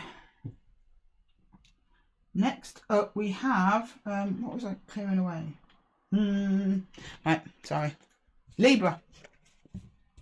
Sorry, Libra. Bear with me. Just going to clear away these cards from Virgo. Right. So if you're still here, if you're still Virgo, maybe you're looking at some Libra placements. So let's see what we've got coming in. And maybe Libras have come here early. Maybe we've got Libras with Virgo placements. They're watching me pack away. I'm going as fast as I can, guys. Fast as I can. Bear with me 1 second. Okay. Whew. Sorry, Libra, I did a bit of a time warp there because I really needed a cup of coffee. But we're going to jump straight into your reading now, Libra. And welcome to your 4 ACES reading for the sign of Libra, Sun, Moon, Rising and Venus. We are going to go through all of the ACES here, so that if this reading doesn't resonate with you, to check your other placements in the timestamps. If it does, then let me know in the comments below and check the description box for my Calendly links for one-to-one readings. Straight away, we are going to go straight into the Ace of Swords here. So these are your thoughts, your feelings, what it is that you're focusing on at this time, what it is that is going around in your head. So I'd go do this one first, Libra, because we can then focus on whether or not this is your reading. Then we're going to move into the Ace of Cups. So these are your feelings. These are your heart's desire, what it is that you're wanting to move towards at this time, what's drawing you in, or what your focus is on. Then we're going to go into the Ace of Wands. So that's going to be your will, your passion, what it is you're going to want to put energy towards in your life. Now these can all be people, pets, places, things. I don't know until they get onto the table. Then finally we'll be moving into the Ace of Pentacles. So these are tangible real world results based on either the whole of the spread or maybe one or two aspects of it. I'll then go into pulling challenges for each section to see what it is that you need to overcome to reach your goals, finishing off with some advice from the universe, and then I'll pull some archetypal energies for you to see what's surrounding you at this time. These energies are either here to help or hinder you, Libra. Okay, and with that, Libra, we're going to jump straight in and start clarifying that Ace of Swords. Oh, Ace of Swords at the bottom of the deck. You've been thinking hard there, Libra. You've been thinking hard. Okay, can you please show me Libra? Ace of Swords for Libra, please. Ace of Swords for Libra. Ace of Swords for Libra. Ace of Swords for Libra. Ace of Swords. Ace of Swords for Libra. Ace of Swords. Ace of Swords for Libra, please. Ace of Swords. Ace of Swords for Libra, please. Ace of Swords. Okay, oh, the Fool. Okay. the King of Swords, and the Five of Wands. Very good. Very, very good. Okay, Libra, there is conflict in your life. I don't know if it's with external energies or with yourself. You are focusing at this time on detaching yourself from that chaos, on going on a brand new journey by yourself. But there's definitely any other energies involved, I believe, because there is detachment here. You're trying to take a mental break from this, whatever this is in your life, and you are making plans on moving on into pastures anew. Okay, good. Right, can we go into the Ace of Cups? What's in the Ace of Cups for Libra, please? The Ace of Cups for Libra. The Ace of Cups. The Ace of... Whoa, okay, that one wanted to come out. Ace of Cups. Oh, Ace of Pentacles. New opportunities. Oh, the Six of Cups with a soul connection. And the Six of Swords. You're wanting to move away from chaos towards calm. I don't know if this energy here, which is part of your heart's desire, is part of this conflict. Maybe you're having a conflict with them, but it's like detaching for something new, but you also want to calm things down, connect with ace energy in particular, and create something real with them. Either an offer comes in from them to you to go, hey, Libra, come this way, or you are offering that pentacle of energy to them. Take that as it will. Okay, can I have a look at the Ace of Wands, please? The Ace of Wands. The Ace of Wands for Libra. What's going to be in the Ace of Wands? This is your will, your passion, your drive. Where are you actually trying to head? Where are you trying to go? Right. Oh, the Wheel of Fortune. The Two of Swords. The Nine of Swords. Ah, okay, yes. You just want to... You're like, I want to change. When's it my turn? When am I going to have some good luck here?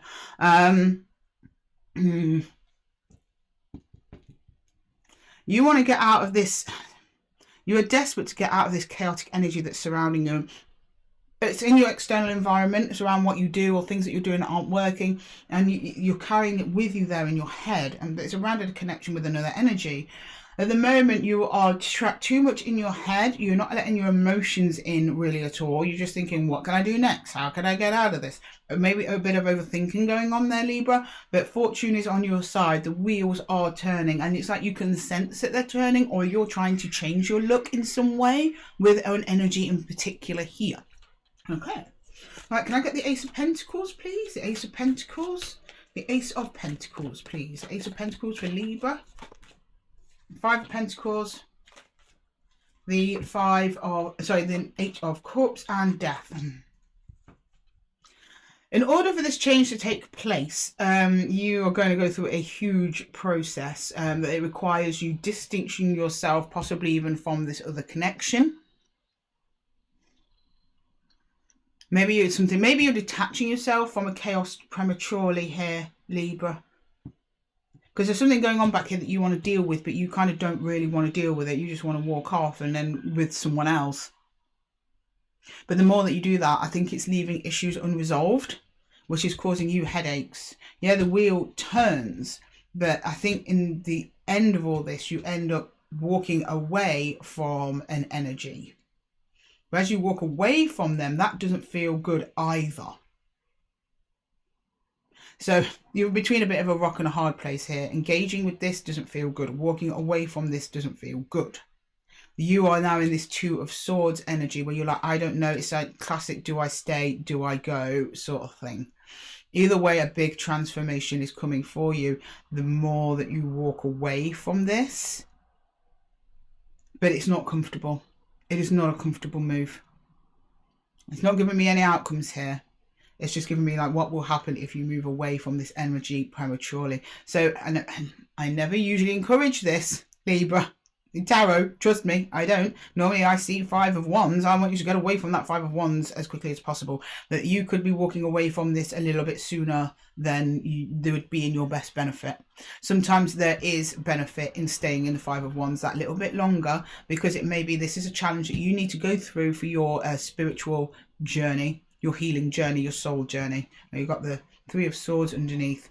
All I see is moving away from whoever this is or whatever this is ends up causing a little bit more sadness than even you'd anticipated, that they'd anticipated. I think something in you or something that's going on with this situation is asking you to kind of stay and fight the good fight. That sort of thing. Right, to get a little bit more detail on this, I'm going to pull in a challenge in each of these energies here to see exactly what it is that you can do. Yeah, I think it might be around an ending. We've got the Ten of Swords at the bottom of the deck there. See what it is that you can do to minimize this outcome here, the Five of Pentacles. Okay, right. What's the challenge, please, in the Ace of Swords for Libra? Ace of Swords, challenge for Libra, please. Ace of Swords. Ace of Swords. Oh, okay. Your challenge is, yeah, it's about investment. It's about investing in something and trusting that investing in it is the right thing to do, even though on the face of it, it seems like trouble at this time. Instead of just wandering off into the sunset, thinking, leave that mess behind me. And usually most of the time that's the case. But in this time, Spirit's like, whoa, whoa, whoa, Libra, hold your horses. Maybe if you invest a bit more pentacle energy in this, you might be surprised by what you get back. Okay, what's the challenge, please, in the Ace of Cups? The challenge in the Ace of Cups here, what's the challenge? Because you do want to come together with this. But you think walking away, detaching, and maybe being a little bit cold might be the answer, and I don't think that is the answer. Can I get the challenge in the Ace of Cups, please? Yeah, Three of Cups. Do you know what? Just make it a good time. Three of Cups is about coming together with others and having a good time. Just be like, I'm not saying ignore problems. I'm not saying to sweep things under the rug. It's like, you know, there's a saying that's actually come to my mind, which is angels can fly because they take themselves lightly. So if there's anything that you are bringing to this table of challenge, Libra, that you could drop, be it, you know, stubbornness, pride, something like that you could just drop and go, do you know what? Leave all that. Let's just have a good time. Let's just enjoy each other's company. Let's just see the fun side of this. But at the moment, the fun side of this connection, you are struggling to see the fun side. Well, if you're struggling to see the fun side of this, Libra, then why are you engaging in it in the first place? Why is it in your heart's desire if you don't find it fun? You must. Something in there. So there was fun at least once that you want to get back, right? So you could bring that back anytime. I think that's on you to bring that back. Because, I mean, I'm not saying you're the one who's causing these problems. Most likely you're not. Libra likes balance. Libra likes fairness. So it's very unlikely you are causing the issue here, Libra. But I think that your softening of your energies could really help the issue along to move on to calmer waters. Okay, can I please get the challenge for the Ace of Wands, please? What's the challenge for the Ace of Wands? A challenge? Hanged Man. The Hanged Man, but I'm sorry, he was kind of like on his side there. I'll take him on his side there, to be honest. I wasn't taking side ones today, but I've been saying like, no, this one's on his side. You're in the middle of a change of perspective. And we've got Three of Pentacles at the bottom here. A change of perspective on this whole situation. And you're doing way too much thinking about it. We know that much. It's about allowing events to turn as they will. You're just doing things that feel fun. Just be drawn to the lighter energies, and then that will give room and breathing space for the Wheel of Fortune to turn in your favour. Before it can turn in your favour, you've got to drop all this sword energy. I mean, you've got 11 swords just in this line alone. You've got to get out of your head, get back into your feelings, get back into fun, water energy here. But to allow that happen, and I think that's probably where you are at now with him being on his side, is that slow change in perspective. Not to take it so seriously, you know. No one's tallying up results here. And whoa, don't even have to ask for that one. We've got the challenge for the Ace of Pentacles here. There's the Hierophant, yeah, the belief system. So there's a set of beliefs on the way things need to go and the way things should run. That this is like, it's not working for me because, you know, we haven't been on 3 dates in 2 weeks, that sort of thing. Being less rigid. Taking down that rigidity of things must happen a certain way for me to even look at it or spend my time on it. Because it's not this certain way, I don't want anything to do with that. You could actually be missing out on a real diamond here, Libra, if you detach yourself from something a little bit too prematurely. There's something about your belief systems and structures and the way things ought to be, expectations that you are going to overcome, or they are going to be challenged as part of your growth process to getting what you want. That's the way you can reverse this negative pentacle energy that you've got here in the Five of Pentacles. And this is how you can reverse that Eight of Cups moving away, or even the whole entire death of the situation. But I do think that death card's for you anyway, because this is just part of a learning process. Well, I'm going to pull some universal advice for you there. Look, you're at the bottom of the deck there under Justice, Balance, number 14. Okay, right. Can we please get some energies for Libra there? Some advice. Get some advice for Libra, please. Thank you. Advice for Libra. Advice for Libra, please. Advice for Libra. Advice for Libra, please. Advice for Libra. Yeah, King of Arrows again. This is King of Swords. the 8 of Stones, and the Knight of Arrows. Okay, so this is about working on your detachment. Now, detachment is good, but if it's overdone, it's not so good. So it's showing me here, your King of Arrows, like, yeah, you're in that state, right? No, this has nothing to do with me. And you're probably channeling a lot of that into work. So you might be working on things. So that's good. That's actually really good. You should be doing that. But then the Knight of Arrows is about like speeding this process up. And actually, the Knight of Arrows, who's the Knight of Swords, actually just goes after what he wants. He just goes for it. So this is a card of like, do you know what? Just kind of go for it. Like, you've worked on yourself. After you've worked on yourself, you feel like you're in a good place, and you are feeling a little bit detached. So as long as you're not too detached to the result you'll get, this is very much about the process. Then there you actually see you speeding up here into Knight of Arrows, Knight of Swords energy, going after something, but you've done it after giving it a lot of thought and actually seeing, like, laying out on the table your 8 of Stones, your 8 Pentacles, and go, well, actually this worked, that worked, this worked, that worked. If that is the case for you, Libra, then they're like, but you know what, just try going after what it is that you want, what it is you're working towards here. Go after it. Just do it. You don't need to detach yourself for the sake of detaching yourself. If you want to go for it, then just say something. Go, do you want to hang out? Do you want to go grab a drink? Do you want to grab a coffee? Or do you want to work on this project with me? Do you want to come to my family dinner? That sort of thing, you know? Do you want to be my friend? Okay, so the energy surrounding you this time, so these are the archetypes. The cards are flying out before I can ask the question, Libra, so Spirit's messages to you are urgent. So the archetypes surrounding you at this time that maybe either help or hinder you, take this as it resonates, please, Libra. You have the siren here, siren song. So this is something you are drawn to, something that is also drawn to you in return as well. Then we have the animal. So it's about just going with that, your instincts here. Animals are instinctual. They just kind of go after what they want. They don't overthink it. They just like feel the pull. They go for it. And then the last archetype that we have around you is Anima Mundi. So any of you heard about, any of you familiar with Carl Jung and Jungian archetypes? We have an anima, we have an animus. I think it's women have an animus and men have an anima. It's like the male and masculine side of yourself. So women will have a masculine side, males have a feminine side, but this is not gender, please. This is not gender. This is talking about energies. So whichever one you identify as, you also have that other side of you that is the opposite, not gender, but energy to you. It's about balancing those out or going within and seeing that they will tell you what it is that you need, what you feel you are missing, even though I don't think you're missing anything, maybe something that you are working on and want to draw in towards yourself, which will empower you in this situation. It may be, maybe you're used to taking quite a passive approach to connections where people come to you. Maybe this is one where you have to go to them. So sitting back and letting someone come to you, that would be the feminine expression of that energy.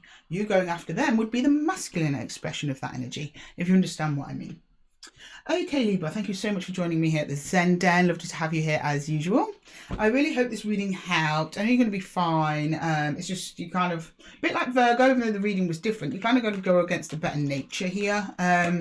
You walking away from this situation won't just make it more peaceful. In fact, I think it's just going to hurt you and the other energy attached to this. There's one energy in particular, if you are not involved in a couple of energies here, there's one in particular that they're talking about, and I think you already know who I'm talking about, Libra.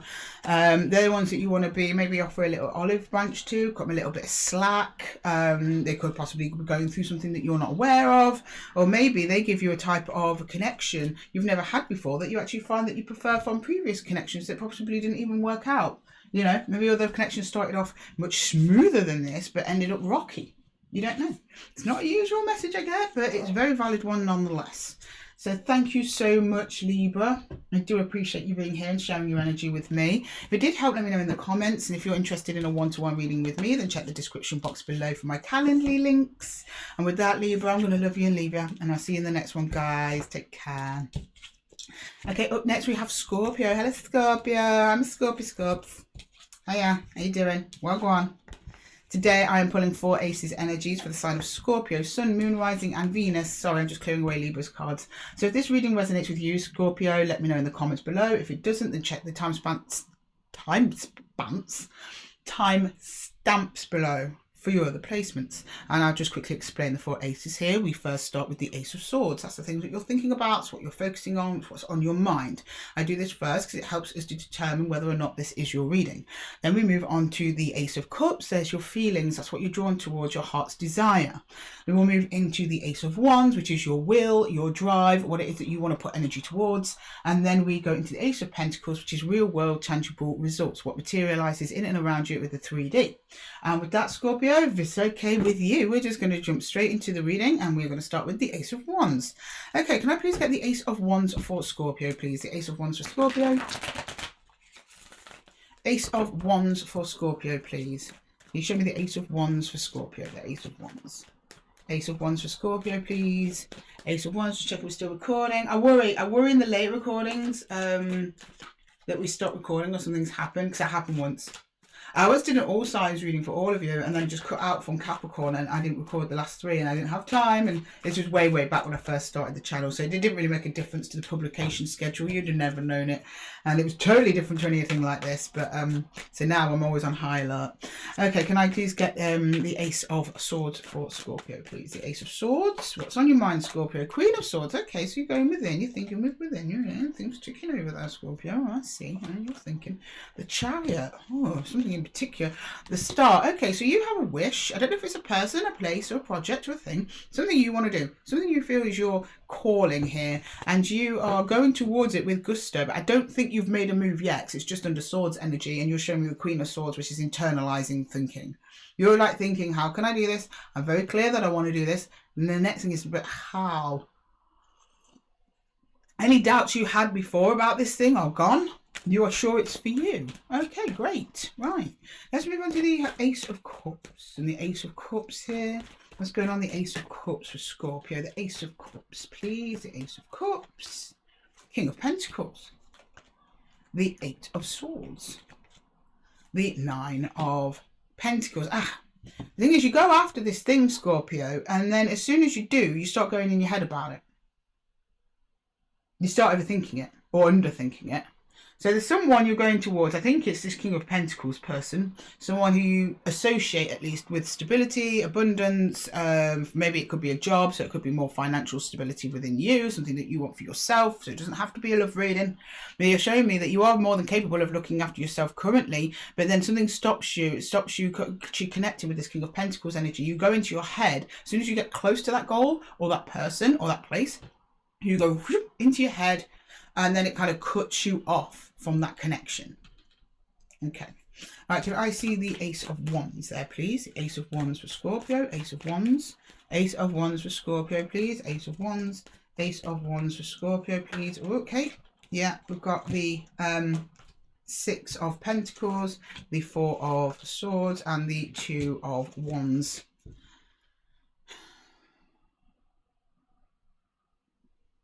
You are being very mindful at the moment, Scorpio, of what you put your energy towards. So you're remaining open to whoever this is, whatever this is that is your heart's desire. You're open to it, you're looking at it, you're studying it. And then you're trying to stay as aligned as possible. You don't want to make any mistakes here. So you're approaching this kind of slowly, kind of chill. And it's about like, how much energy do I put into this? With the 6 of Pentacles, what's balanced for me? Not necessarily anything material, even though it can be material because it's Pentacles, but it's about like, you don't want to overexert or overgive, but nor do you want to undergive out of too much self-preservation, which is wise. Like, how much is too much? Sorry if you don't like slurping there, Scorpio. How much is too much? How much is not enough? That's where you're struggling. Okay, and can we please get the Ace of Pentacles there? The Ace of Pentacles for Scorpio, please. The Ace of Pentacles. The Ace of Pentacles. Ace of Pentacles for Scorpio, please. The Ace of Pentacles. Ace of Pentacles for Scorpio, please. Yeah, we've got the 4 of Pentacles. The 2 of Cups. And the 8 of Wands. So you go for it, and it has pretty good results because you're kind of... you steady out. You're not quite King of Pentacles with this person, but you definitely work towards stability because you're pretty determined to go towards this person. It is a person. We've got the Two of Cups here. The universe is also kind of on your side, pushing you towards this person. There's definitely a pull there. So some communication does come from either them, or you communicate to them, or it comes from them, about joining together. And it seems pretty good and pretty stable in the end. But it's because you've done all this work, Scorpio. So well done. And you know what? No moons on the table. You're usually all about the moons there, Scorpio. No moons from you, no moons from your person. That's good. You've got Chariot underneath it here. Right, okay, I'm going to put a challenge in each area to see how we can get you to that outcome as fast as we possibly can. Right, okay. Right, what's the challenge for the Ace of Swords, please? Ace of Swords challenge, please. Oh, okay. Right, we've got 3 here. I can't take all 3, but it is something about your personal abundance here. Dropping down your guard, not blocking things out, and actually accepting the lessons, not resisting the lessons that come along with the journey that you're currently on towards whatever this thing is. Okay, right. Can I get a challenge though? Can we narrow that down? Can we narrow that narrow that down, please, Spirit? Okay. Oh yeah, we've got the 7 of Cups in reverse. So don't get too bogged down with your thoughts here, because I think you're quite in your head here. You've got the Ace, you've got the Queen of Swords, which you've thought this over. You've considered your options. You've picked in options. Be confident in yourself here, Scorpio, that you have made the right choice out of many.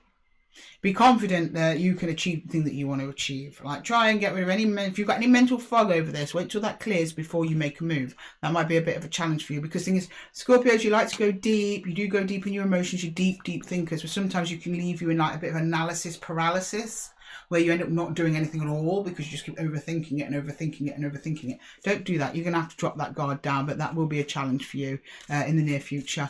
Can I get a challenge on the Ace of Cups, please? A challenge on the Ace of Cups. Oh, confidence here, but confidence in abundance, confidence this can work out, confidence that you are in your Empress energy, and we're not reading genders here, and this is just an energy. Empress is abundant. She's a producer of goods. She's fertile. She's pregnant in this card, and it's about you being able to succeed both on your own and in connections, having the confidence that it's going to work out either way, and trying not to get too stuck in your head and overthinking. The Empress and the Emperor are both about action, so it's like, stop thinking about it, just do it. But that's going to be a challenge for you. Okay, can we get a challenge on the Ace of Wands there? Ace of Wands challenge. Yeah, a 10 of Wands is to not make this more of a struggle than it needs to be. Some of you may overburden yourself with this. Also, watch out for any energies that may overburden you on the way. You may have lots of other responsibilities and things. Maybe clear the decks a little bit before you start engaging in something new with someone else. There might be things that you need to tend to. So you're actually coming into this energy a little bit lighter. So drop any unnecessarily heavy wands here, and Scorpio. Anything you don't really need to be dealing with, anything that's not serving you, just get it cleared out of the way, so you even more clarity going in towards whatever this is. Okay. Right, and then challenge in the Pentacles, please. In the Ace of Pentacles challenge. What's the challenge with the Ace of Pentacles for Scorpio? Now it's staying open, staying curious. We have the Page of Wands here. So you something that excites, person, place or thing does excite you, you know, gets you all up in your head. When you cool down that overthinking, you actually learn you can stay open and expressive towards whoever or whatever this is, but it comes through the heart. So it's not Page of Cups, no, but the Page of Wands still does have that kind of heart-based energy. He's young, he's hopeful, he is open, and he is curious. So remain curious, Scorpio. This could go any which way. Don't over-plan, which I think is what you're doing in the past. Don't over-plan, just remain open to any possibility that might come in. And whatever comes in is going to be small. This person is open to you. Or thing is open to you, but only so you are open to them and you don't have too much overthinking or too many heavy burdens then energetically shutting you down. Okay, can I get some advice, please, for Scorpios from the universe, from Spirit, please? Advice for Scorpios from the universe and from Spirit. Advice for Scorpios, please. Advice for Scorpios. Advice for Scorpios. Advice for Scorpios. Where are we? What way round are we up? No, it came out upside down. So we have the Ace of Vessels in reverse. We have the Moon on water. And we have the Queen of Bows. The Ace of Vessels in reverse is just showing me here that at the moment it's like you're not emotionally fulfilled at this time. In fact, your emotional cup is being emptied, and that is because your relationship with something about the relationship here with yourself. That's with the moon on water, is about self-reflection and going within, which is something that maybe you're not doing enough of. I mean, Scorpio, you are deep, but sometimes we don't put that energy to the best use. And what I mean by that is, like I was saying earlier, we get stuck in our own heads just looking at ourselves and looking at what could possibly go wrong and all of our flaws and the flaws of the people around us. And what does it mean? What's a deeper meaning? Sometimes that can keep us stagnated. And I think a lot of you are doing that. And that's the second time it's come up in the cards, is stagnating energy. But you also have Queen of Bones here. Is that a bows here, which is about attracting in. So this is a reminder, you attract in your thoughts. You attract them in. So if you are just getting mired in all of this thought energy and this emotional energy, that's what you'll attract into you. Vice versa, if you lighten it up, you'll attract in lighter energies towards you. And Spirit just wants to tap that on as a footnote, as a reminder for some of you that that is the case, and just to watch what's going on up here. Watch what's going on in here as well. Okay? Right, I'm going to pull you some archetypes now, Scorpio. These may be archetypal energies that may be surrounding you at this time. These energies are here to either help or hinder you. And we have our first one right out of the gate. Okay, we have the Destroyer. Whoa, that is powerful. Okay, so the Destroyer, that's about bringing down barriers. It's about you have to destroy things in order for things to be created. So some of you may have to do things differently to what you normally do, or go within to destroy some thought processes or things in your life that are no longer serving you. Next up, we have the Creator. Wow, what did I just say? The Creator, yeah. So in order to this new thing to be created in your life, you've got to destroy some old habits there, Scorpio. And then we have the Dead End here. The Dead End. If you're not careful, you could reach one if you don't get out of that thought and emotional energy that keeps you stagnant, Scorpio. Sorry about that. Okay, right. Well, Scorpio, I hope that reading helped. If it did, please let me know in the comments below. As usual, it's lovely having you here in the Zen Den, and I'm going to leave the reading there for you. You're going to be absolutely fine, Scorpio. You just need to get out your head, get out your feels a little bit, and actually just put some action here to your words. And I think all will be good. It's just having a little bit of trust and faith, not just in the universe, Scorpio, but also within yourself, that you can do this. You can pull this off, and the things that you want in life are made for you. Because remember, this was a star for you. This was wish fulfillment for you. Whatever it was, this could be a person, it could be a place, it could be a project, it could be work, it could be anything. But if it resonates, do let me know. If you're interested in a one-to-one reading with me, then check the description box for my Calendly links. And with that, Scorpio, I'm going to love you and leave you. And until the next one, take care. Right, next up we have Saggy. Hi, Saggy. Hi Sagittarius, how are we doing? Welcome to Esotera Tarot. Thank you for joining me. Lovely to have you here as usual. And welcome to your 4 Aces reading. I'm just tidying away Scorpio's cards, so please bear with me. Bear with. Okay, almost there. Yep. Yep. Sorry, making weird plane noises or something while I'm doing this. I don't know. Sometimes my mouth runs away with me, Saggy. It just runs away. I'll be with you in a moment. Thanks, guys. Thanks for your patience. Okay, right. I'll timestamp this out anyway, so most of you will miss all this. Right, hello, welcome to your 4 Aces readings. I'll run through the Aces quickly so you know what it is we're talking about. But before I do, bear in mind that I set the intention for this reading, as usual, for your Sun, Moon, Rising and Venus signs. So if this does not resonate with you, then check one of the timestamps for your other placements. If it does, then let me know in the comments. And if you're interested in a one-to-one reading with me, then check the description box below for my Calendly links. And with that, Saggy, I'll just run through the Aces here. So we'll be starting today with the Ace of Swords. These are your thoughts. This is your intentions. This is what is going around in your mind, like a little soup, and so we can identify whether or not the reading is for you. We'll then move into the Ace of Cups. That's your heart's desire, what you're pulled towards, what it is that you feel you're connected with, and hopes, wishes and dreams. We'll then move into the Ace of Swords. This is your passion, your fire, your drive, what it is that you actually want to take action on. And then we'll move into the Ace of Pentacles. These will be your real world tangible results should you take this path or whatever spread comes out here. It can either be referred to one or two aspects, or it can be related to the whole thing. I will then pull out challenges in each of these sections that you need to be mindful of, and then we will pull some universal advice, and then at the very end I'll pull some archetypes for you to see what might be surrounding you at this time. These archetypes will either be here to help or hinder you. And with that, Sagittarius, I am going to jump straight in and get your reading. Okay, Saggy, let's get the Ace of Swords. Show me the Ace of Swords, please, for Sagittarius. Ace of Swords for Sag. Sagittarius, Ace of Swords, please, for Saggy. Ace of Swords, please. Thank you. Ace of Swords. Ace of Swords, please. Ace of Swords for Sag. The Ace of Swords. Oh, we have the Nine of Cups, the Three of Swords, and the World. Okay, so you've closed out a cycle. It was very painful to close that out. However, you've got eyes on the prize here. You're in your abundance. You're almost like, yeah, it hurt, but good riddance. Okay. Now, with cycles, they're hard to say exactly what it is. It could be literally the end of a cycle with a connection, or it could just be the end of the way a connection is, but the connection still stands. I'm not sure. I'll know more as we clarify as we go along. But yeah, there's something here about this was the best thing I could have possibly done for myself. Okay, good, Sag. I'm happy about that. Okay, right. Can I get the Ace of Cups there? Let's do the Ace of Cups. The Ace of Cups, please, for Sagittarius. Ace of Cups. We have the Ace of Wands, okay. We have the Four of Wands in reverse, and we have the Five, of Swords. Okay, so even though you have closed a cycle down with something, it seems like either the energy associated with the closure of that cycle is still in your vicinity somewhere. There's something around a commitment, or at least that thereof, but you want to do something about that. You care for this connection, whatever it is, but you very much realise, Sag, that things cannot go back to the way that they were. Things need to change.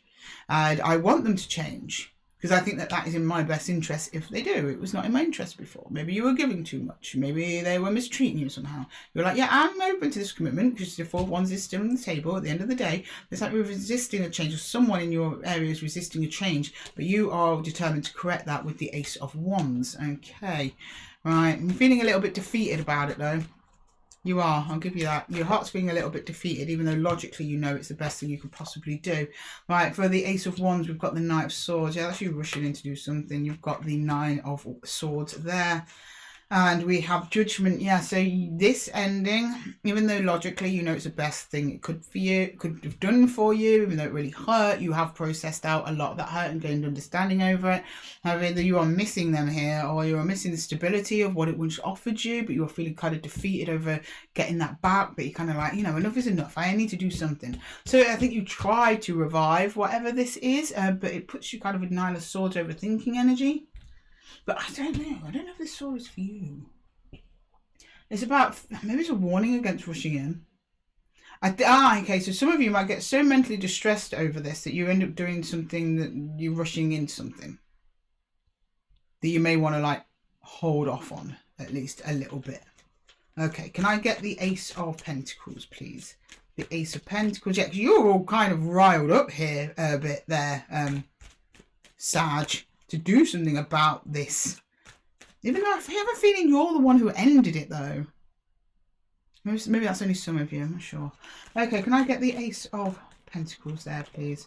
Yeah, the Hierophant. The Ace of, the Page of Wands and the Queen of Wands. Okay, so you do all right at this, actually. So it looks like you're wanting to rush into something. You might rush a little bit too fast for what I'd say would be comfortable. But you're going in with a lot of confidence. You're open. And it's something about changing your structure. And it seems like whoever you're dealing with, as these are all the way right up, is actually quite receptive to this. Something like that. Someone's like, okay, yeah, I'll deal with this change. Fine. I'm going to pull some challenge cards. Can't be that easy, can it? Maybe that's just me. Maybe I'm just naturally suspicious, Sag. I don't know. It seems to be all right in the end. I mean, you're all in Queen and Wands energy, and you know you're a fire sign. You're literally there with yourself. You're open. You're having fun. You're excited about this new change that's coming in. This to do with your structure, your stability, your beliefs. And I believe between you and another person, we do have 3 people in this card, even though people kind of ignore the little bold heads back there. some wisdom is imparted either by you or someone else or God himself, and it's almost like the both of you are like, okay, all right. Okay, can I get a challenge please in the Ace of Swords there? What's the challenge for Sag? Just challenge for Sag? Yeah, Six of Cups. This is someone that you really care about. So I think you're like, no, I'm done. This is the best thing that could have possibly happened to me. But the energy of the connection still lingers, even if in the 3D it looks like everything's wrapped up. I don't think it has. Because the connection itself is presenting as a challenge. And you're like, I just can't shake this person off. Okay. Even though in the reality it's not working. The soul bond's still there. Okay, can I get a challenge with the Ace of Cups? Queen of Cups, looking after yourself, asking for what you want. That's why it didn't work out. It was built on an uneven foundation, Sag, because you weren't asking for what you wanted. You were just probably doing what they wanted. So you've got to do self-care, compassion, going, do you know what, things might not work out. Maybe you made some mistakes in the past. Forgive yourself.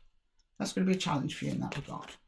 Okay, what's this? These are right on top of each other. And you know my rules on this channel. If I get two cards right bang on top of each other, I'll shoot them as one.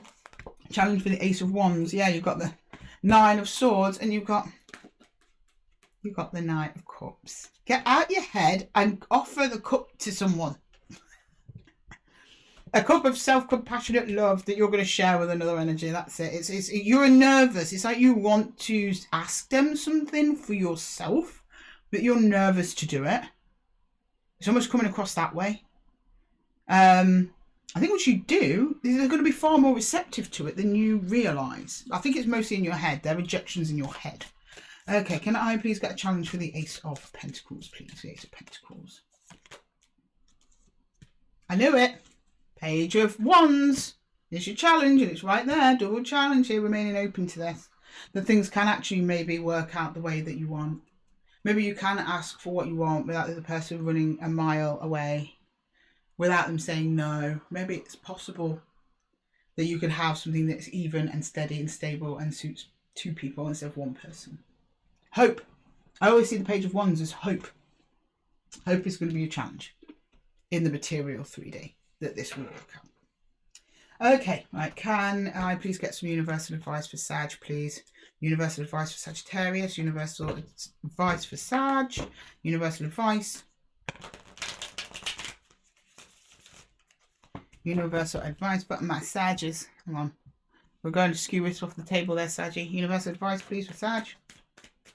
Universal advice. Do you know what? I think everyone has gotten the Moon and Water, almost, in the universal advice. Self-reflection going in deep. And like my cards are not bent. I shuffle them, as you see. Oh, Two of Arrows. Finally, we've got a different card. You've got to make a decision. Yeah. And the Nine of Arrows. Again, you've got Nine of Swords 3 times on this table, Sag, which tells me you've got way too much overthinking going on. Way too much overthinking. I'd say stay open, but don't do it while you're coming from this place of overthinking. You've got to calm them thoughts down and then take an action. I just cannot advise you take action while you're on 3 Nine of Swords energies here. The universe bringing it up as well. The Nine of Swords, it also comes up as dedication in the Wildwood deck. So if there's some of you out there that are trying to convince yourselves you don't care, you clearly do. But you're here with the Two of Arrows, which is about injustice. I mean, you feel like you've been hurt or the scales aren't quite right here. So it's about going within, digging within, finding that confidence to actually come forward with the things that you want in life, Sag, and actually going for it. Ignoring them swords in your head, you know, the Nine of Swords energy. Right, I'm going to put you some archetypes, my little pocket archetypes deck, see what energies might be surrounding you at this time. Oh, you've got the Eternal Child. Someone else got that as well. So you might have to do some inner child healing work there, or they do some child inner healing work. Some of you might have children involved in this. And then we've got Eros. Eros is the god of sexuality and eroticism. It's where the word erotic comes from, actually. So this might be someone that you are very, you know, sexually drawn to. They're sexually drawn to you. Maybe there's something in your sexual expression with this person that could be very telling, or keeping you connected in this way. It's coming up to me as a positive rather than a negative. So that's an energy surrounding you at this time. And then we've got the riddle. A couple of people got the riddle as well. There's something here you've got to figure out within yourself or within this other energy, but I don't think, you know, you're not figuring out by being up here. You're being your own riddle by being up here. You're thinking too much. The key to this may be to think less. Yeah, that sort of thing. But, you know, take these as they resonate. Okay, right, thanks Sag. Thanks for joining me here. I'm going to leave the reading there. I hope that it resonated with you. If it did, then let me know in the comments below. And if you're interested in a one-to-one reading with me, then check the description box, my Calendly links. And you know what, Sag, you're going to be fine. You just got to, you know, let your guard down just a little bit. Very rarely get these... No, was it Libra? Someone had a similar kind of reading. So if you've got any placements there. But yeah, it's just about remaining open. It's about asking for what you want and what you need, and not automatically assuming that the person's going to say no. That's kind of what I'm getting here. So you're like, well, I'll just close this off anyway. I don't want to ask them. I don't want to be an inconvenience. I don't want to bother them. The connection's still there. It's just in reverse. It's like almost like it's not seen. And you'll be surprised. So if this person genuinely cares about you, they will want to meet your needs halfway. If they want to kick off and make a big fuss about you asking for your needs, if they are reasonable needs you're asking for, then they're maybe not the person for you. And that was the clarity that you needed from the experience. Either way, Sag, you're going to be cool. You're going to be sound. The universe has got you back. It's not going to bring in things aren't for you. Whether it be for a lifetime, a season, or a reason, we encounter all these things and these challenges as part of the journey. Okay, Sag. Well, love you and leave you. And until the next one, guys, take care. Okay, right. Next we have Capricorn. Hi, Cappies. My happy Cappies. How are we doing today? Welcome to your 4 ACES reading. As usual, I set the intention for these readings for your Sun, Moon, Rising, and Venus signs. So if you don't see your story here today, then check the placements for... check the timestamps for your other placement. If this reading does resonate with you, then let me know in the comments below. And if you want to book a one-to-one reading with me, then check the description box for the calendar links. And with that, Happy, we're going to jump straight into your reading, and I'll quickly explain in an overview of what each card means. So we're going to go first into the Ace of Swords. So these are your thoughts. This is what you're focusing on at this time. We're then going to move into the Ace of Cups. These are your feelings, how you feel about the situation. So I'm just checking. I thought we had a lag, which could be the worst possible thing to happen right now. No, we don't. We're fine. We're fine, Cappy. We're fine. These are your feelings. These are what you're drawn towards. This is your heart's desire. We'll then move into the Ace of Wands. This is where you want to put your energy towards, your drive, passion, and ambition. And then we've got the Ace of Pentacles, which are real world tangible results. What will come of this? How is this going to manifest in the 3D? And with that, Cappy, we're going to jump straight in and clarify the Ace of Wands to start. Can you show me the Ace of Wands? No, Ace of Swords. I keep doing that. Can you show me the Ace of Swords? I think it's because they're kind of similar looking. Right, aren't they? Alright, okay, can you show me the Ace of Swords, please? The Ace of Swords for Cappy. The Ace of Swords for Cappy, please. The Ace of Swords for Cappy. Show me the Ace of Swords. What's on Cappy's mind? What's on your mind? What are you thinking about? And then Cappy, spill the tea. Whoop. Let's get involved again. Oh, 5 of Cups. You're sad. Something's upset you. Why are you upset? Okay, you've moved on from something to do with work. So you were working on something. Do you feel like you've had to kind of abandon and it's made you sad? I don't know, it could be a person, it could be a place, but I'm getting very much workplace at the moment, or something that you've invested time in and skill into that you've moved on from and you're upset you've had to move on. Okay. Right, can you show me the Ace of Cups there? The Ace of Cups. Oh, so you're thinking, what's next? 2 of Wands. The 7 of Pentacles and the King of Wands. So you're showing up pretty fiery here, Cappy, for an earth sign. You want to invest yourself in something. You've shown that you have learned a lot from this process. There's something you want to invest in. There's something you're drawn towards. Possibly something you've already got your eye on. But you're remaining also quite open. You're almost like, I want to invest in something, but I'm going to wait for it to come to me. Something like that. Okay. I'm not sure what it is. Could be anything. Take it as it resonates. And can I get the Ace of Wands, please? The Ace of Wands, the Ace of Wands, please. The Ace of Wands for Cappy, the Ace of Wands. The Knight of Cups. Oh, you want to offer us something. The Queen of Cups from the heart and the world. Oh. So you closed off a cycle. I have a feeling it's this cycle that's closed off. I mean, you might have been in the middle of something while something caught your eye, so you couldn't engage with it at that time. Maybe that was making you sad, but you're also sad to let this go, whatever this is. It's something tangible to do with work or something. And then as you're something else catches your eye out, you're ready to go again for something else that you want to invest in, but you're like weighing up your options. You're showing me then in your drive an ending, but you also, from this ending, you really come up in your heart space, Cappy. Your heart space, you really mature into your heart space and your compassion, and then you want to share that compassion out with somebody else or something else. It's all come as a process of this, though. So I don't know whether or not something comes into your vicinity that you spot. I'm just wondering what that world's doing there, though. It's a really odd place for a world card to end up. So I am just going to clarify. I'm just going to clarify the Ace of Pentacles, and then I don't normally do this, but when I'm thrown a loop like this, I usually pull an extra card just for a little bit more context. But let's go into the Ace of Pentacles. Maybe the answer's there. Right? Can we see the Ace of Pentacles, please? The Ace of Pentacles. The Ace of Pentacles. The Fool. Ace of Pentacles. Oh, okay. These two came out together. It's one. Temperance and the Emperor. So you start off at a beautiful brand new beginning, very sure of yourself over a little bit of time. So you showed me you actually have developed yourself over time and focused on you, your stability, your confidence. You do offer a pentacle energy out to somebody. I think it's to do with this cups here.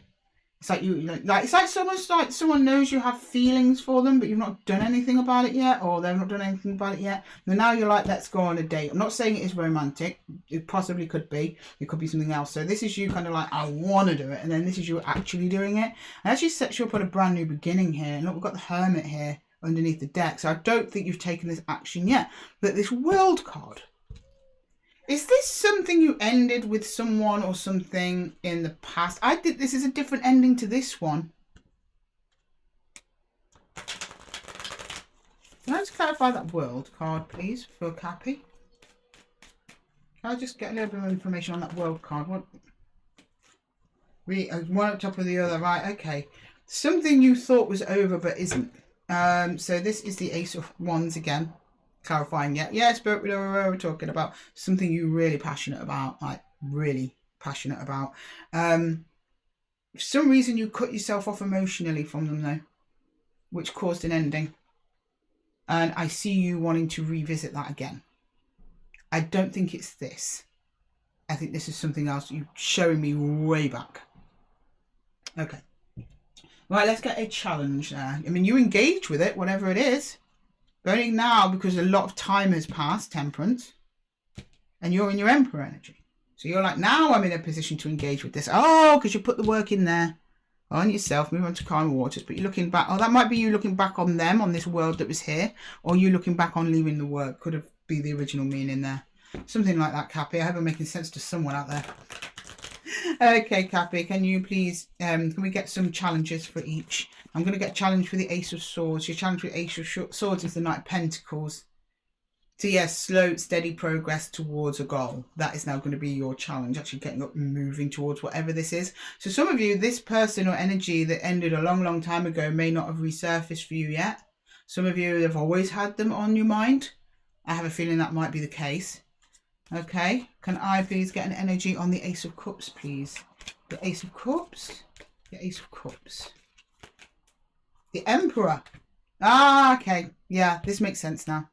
So this is you like, okay, so you're investing here, investing in yourself, King of Wands, feeling good, but it's like about getting that grounded energy in and having that authority and having the confidence actually to reapproach whatever this is.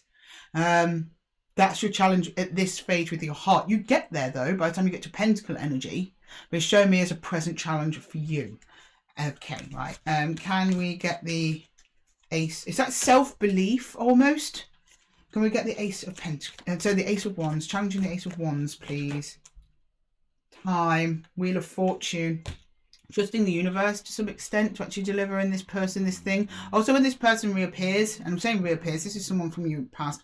When this person reappears, it's almost like karmic. And that's something that you're probably not going to believe in, maybe not believe in, although if you're here watching tarot, you probably do believe in that kind of thing. But that will appear as a challenge to you. Maybe you're thinking, well, I thought this was done. I thought this was over. So some of you might be quite surprised as to who this is. And can we get the Ace of Pentacles there, please? Oh, no, that's way, way too many. Way, way too many. I'm not even looking at them, Cappy. Too many. All right. One for the Ace of Pentacles, please. Yeah, it's like working together. Didn't friends and family that know about this. Working with others is a challenge. Or maybe trusting that this other person wants to work with you on this pentacle as much as you want to work with them on this pentacle. Because I see you here working by yourself, working on yourself by yourself. This is trusting that maybe you can keep developing the self while in a connection with others. You don't have to be totally alone to be the best version of yourself or to heal. That's what you did down here. Like, you cut them off for some reason. And I think if you'd sacrificed a personal connection in favor of work, but now that work's come to a close, you can now invite them in. But then there's a fear here. What if more work comes in? What if I need more self-development and I can't do that in a connection? And I cut off again. This is about learning that you can still develop the self while being connected to others. You can still be individual while part of a partnership. You don't have to sink all of your life into a partnership, right? Keep some things back for you as well. Okay, right. Can I please get a some universal advice there for Cappy? Some universal advice for Capricorn. Some universal advice for Capricorn there. Universal advice for Capricorn. Two of Stones, that's the Two of Pentacles. There's two energies here just dancing around each other here. Three of Vessels. Yeah, this is a really positive energy. And the Knight of Bows, it's very sweet, very passionate, with a lot of fun. But for some reason, your connection is coming up as a current challenge, even though it has so much potential for beauty, for depth, for true connection. It's fun and light, passionate. But you have to overcome this little challenge here. But your energies are still circling each other, Cappy, still circling. Right, I'm going to pull some archetypes here to see if there's any archetypal energy around you at this time. These energies may help or hinder you. Please take them as they resonate to you in your life. They may resonate or they may not at all. It's just what happens. Okay, so first we have Alithia. I heard this before. I don't know what it is. I'm just going to hold that up. Alithia. You might want to Google that. I'm going to Google it later. So that's to do with your yin and yang energy, your opposites, your light and dark. Something to do with that there. Then we have the Mystic. So some of you may have some of these abilities or be connected to somebody who does have kind of mystical abilities. It's about trusting faith and connections, karmic connections, things like that that we're just talking about. That's energy around you at this time. And Apocalypsis. Which means in the ending and to bring new beginnings in. Apocalypses happen, so new creations can happen. So it's going from one state of being into another state of being. Okay, Cappy, thank you so much for joining me here at Esotera Tarot. Lovely to have you here as usual. I'm going to leave the reading there for you. I really hope that it resonated and I hope that it helped. If it did, please let me know in the comments below. And if you're interested in a one-to-one reading with me, then check the description box for my Calendly links. And you're going to be just fine there, Cappy. You just need to, you know, take time. Look at your investments. Don't panic. If you get close to someone, doesn't mean you stop as an individual. You'll always be an individual. You'll always have your own unique challenges, even when you're in part of a partnership. But something else, someone is coming back around for you. You'll be given an option whether or not you want to go for it. But at least one of these cards, it tells me that you are something that you desire, something you do want to go for.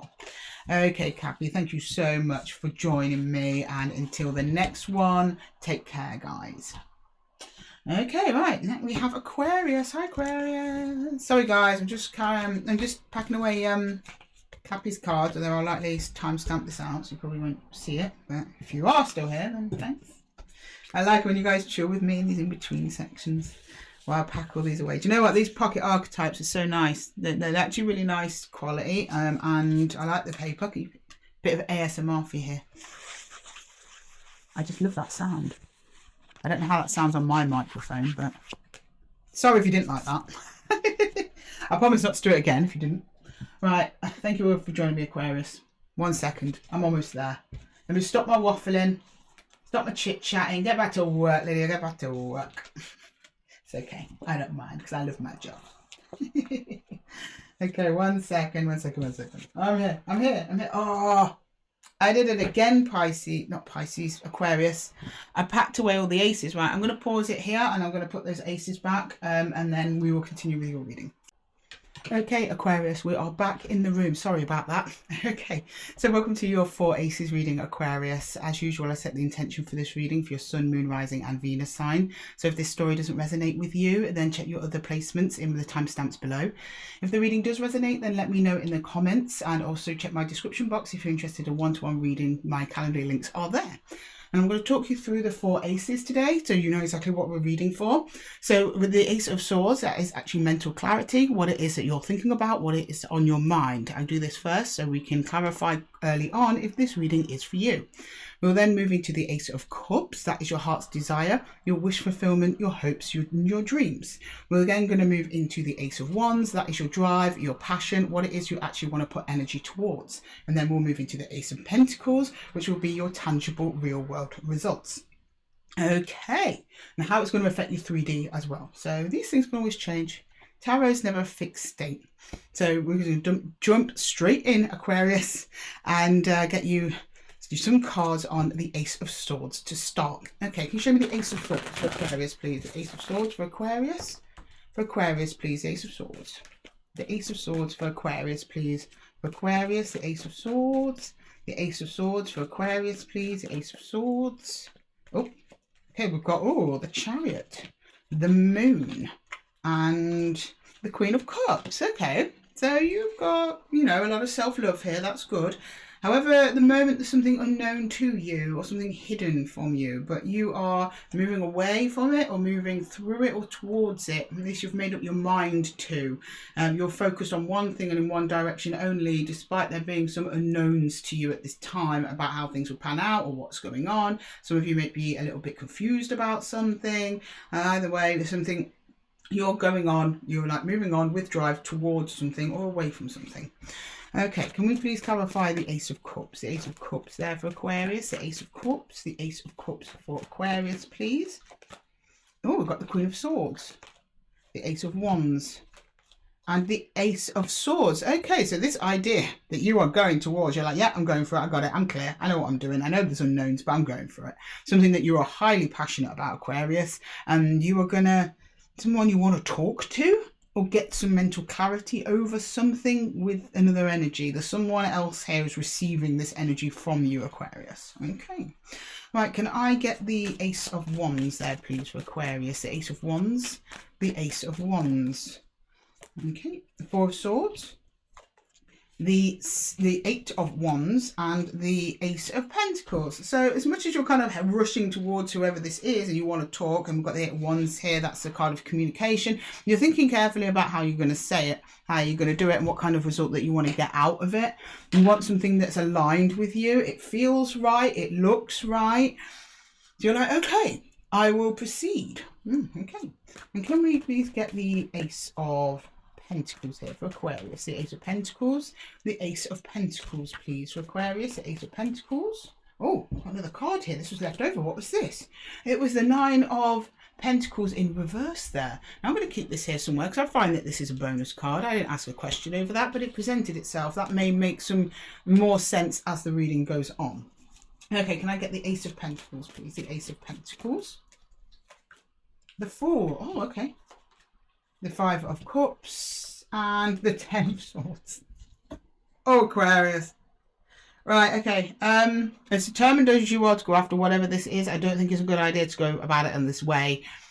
It either causes an ending, or maybe that's what you want to address, an ending. Maybe you want to finish something off. Maybe it was you were moving away from something. Something is, I think it's about your stability because you're upside down here. So on the right way up, this is you being solo, you live in your abundance. You're feeling lack of that at the moment, even though you've got the Queen of Cups here in the upright. You have been trying to do self-love, trying to get self-love, but maybe you need to move away from something. It causes some kind of ending here, but something that you are sad over, but you are fully prepared to go on a brand new beginning, or at least it positions you to go on this brand new beginning. I think away from all of whatever this is. Okay, well, I'm going to pull some challenges for you. You seem pretty determined to do this. It's like you want to end something, but it's going to make, you know it's going to make you sad to end it, but you're like, I've just got to do it. I've got to do it. This is it. The time is now. You feel quite chilled about the action, though, as a result of the action of having this conversation with this person. But yeah, you're like, it has ended it. I am going to go on a new beginning. I've got to leave this person behind. I'm sad about it. But overall, I think it's in my best interest because my Nine of Pentacles is upside down. That makes sense, Aquarius. Okay, so you're challenging the Ace of Swords is the Queen of Swords in reverse. Now you've got her in the upright here under your heart's desire. So it's like your heart is clear on what the right thing to do is for you, but your mind is not yet clear. It's like your heart and your mind are not matching up at the moment. So you need to get those aligned, which I think you do here. Because you've got the Four of Swords, that's alignment. But you need to get your heart and your head in alignment over this before you take the action, or else it's not going to get the result that you want. Okay. Can I get a challenge for the Ace of Cups there, please? A challenge for the Ace of Cups. A challenge for the Ace of Cups. Get the King of Wands. It's going in too fast. It's moving in too fast. You want to move in and just go, whoop, cut the cord.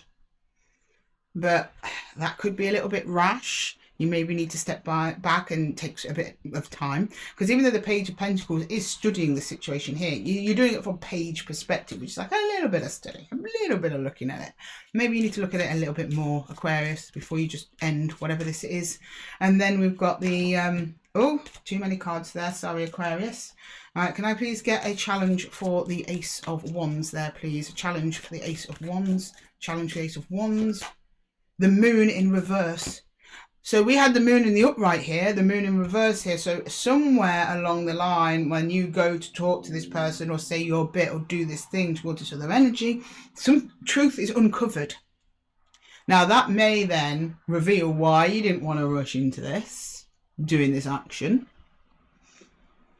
Something that uncovers is going to be a challenge to whatever it is you want to do. I don't know what it is. The Moon hides things. It's going to be different for all of you, Aquarius, so watch out for that. And then we've got the Ace of Pentacles. What's the challenge here in the Ace of Pentacles? The challenge in the Ace of Pentacles.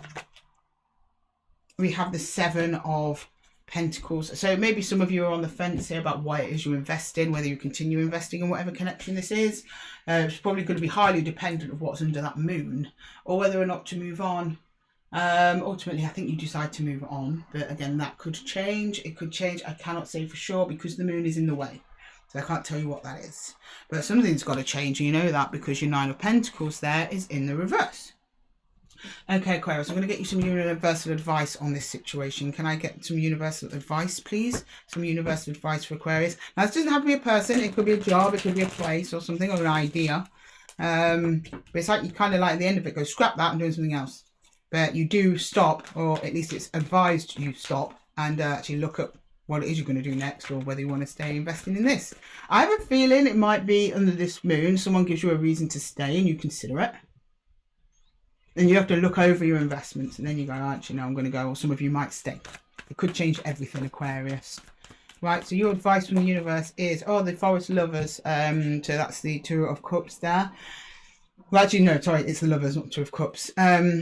Yeah, so this is another connection, possibly, highly possibly, it's romantic. Two of Stones, yeah, two energies entwined here, but this challenge, maybe it's someone that you're always arguing with or something like that. In order to care for yourself, in order to actually invest in yourself instead of being upside down, you've got to move away from them, but it's going to hurt you to do it. And then you've got the King of Bows here, which is a very complicated card, but it's also about transformation. So the King of Bows is the King of Wands. It's about getting up and doing the thing that needs to be done, but here it's being shown as an adder, as snakes, which shows that this is going to be a very transformative decision that you make overall, Aquarius, and possibly in your best interests. Okay, right, I'm going to pull some archetypes for you. So archetypes are universal energies with universal consciousness, and these might be surrounding you at this time. Take them as they resonate, leave them if they don't. Okay. Right, alright, we've got, a few people have had this, Alethea, I don't know what it is, it's something to do with your dark and light energies here, and about balance. Please Google that, I will be doing that after I do these readings. And then next we've got the Eternal Child, someone else had that as well, so there might be children involved. It's about inner child healing there. And then we've got the King. We just had the King of Wands at the end. So it's about claiming your power back. It's about being sovereign. It's about taking command and leadership over your own life and anyone else that you affect. Yeah. And making those tough decisions sometimes. But the decisions that are tough, but in everyone's best interests. Okay, Aquarius, I'm going to leave the reading there for you. I really hope that that helped. If it did, please let me know in the comments below. If you're interested in a one-to-one reading with me, then check the description box for my Calendly links. And You're Aquarius. Sometimes we just want to rush in and get things done, over and done with, because they're painful, they're uncomfortable, but sometimes we just have to sit in that discomfort a little while. In the end, it actually pays off. But there's definitely something else in the energy around you or around the person that you're dealing with where you don't have the whole picture. You've got the moon in your energy. So you don't want to act before you've got all the details. But as we saw later on in the reading, those details do become apparent. Stop and take stock. Something to do with your investments, where you invest your time, energy, money, something like that.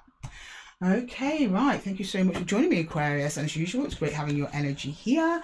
And I'm going to love you and leave you until the next one. Take care, guys. Right. Okay. Pisces. Hi, Pisces. Sorry, I'm just clearing away Aquarius's cards. I will timestamp this out, so you don't have to sit through all this. But if you want to sit through all this, you are more than welcome to chill here with me for a moment. Okay. And rest of the cards here. We're almost there. Okay. Aquarius, no, just an Aquarius, Pisces. Some of you might have Aquarius in the chart. If you do, check the Aquarius reading. If you haven't just come from that reading already. Okay, right. Pisces, hi. Oh, I did it again. 1 second, Pisces. Okay, Pisces, and we're back. I keep doing that. I keep clearing away my ACES, but no, my ACES stay. They're for everybody. Okay, welcome to your 4 ACES reading, Pisces. Today we're going to pull energies for the sign of Pisces, Sun, Moon, Rising, and Venus, as usual. If this reading doesn't resonate with you, then check the timestamps below for your other placements. And if they do, let me know in the comments below, and check my Calendly links in the description box if you're interested in a one-to-one reading with me. But we are going to go through all 4 ACES for you today, Pisces, starting with the Ace of Swords. They're your thoughts. It's what you're focusing on, what's going on through your mind. We do these first so we can quickly clarify whether or not this is your reading. We're then going to move into your Ace of Cups, so your heart's desire, your wishes, what fulfills you, what you're drawn to. We'll move into the Ace of Wands, so that's action based. That is what you want to put your energy towards. That's your drive, your ambition, what you want to get achieved. And then we last but certainly not least, we have the Ace of Pentacles. They're your real world tangible results.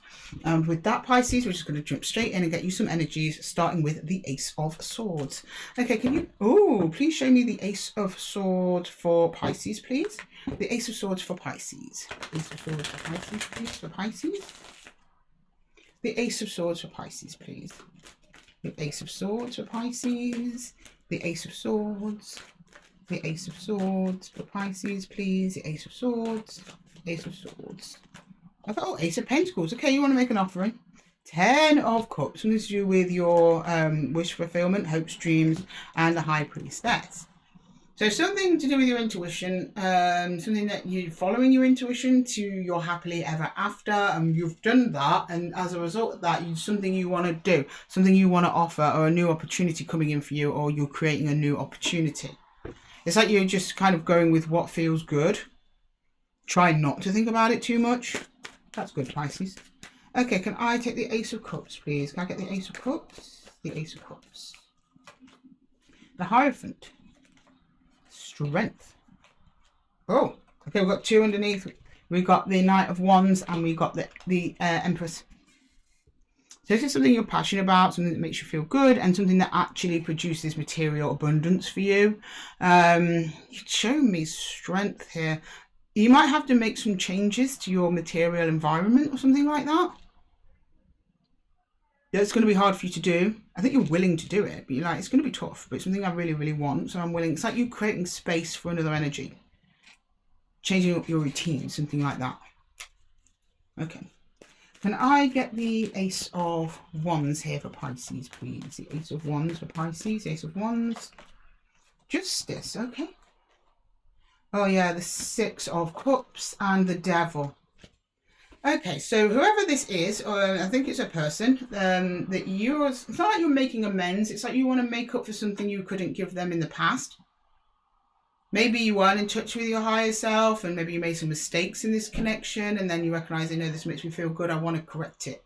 But it means that I have to make some actual real world changes to my environment in order to do so I can give back to this connection as much as possible. But because there's something distorted and unhealthy in that attachment at this time. But it's like you're bringing in justice to try and rectify that.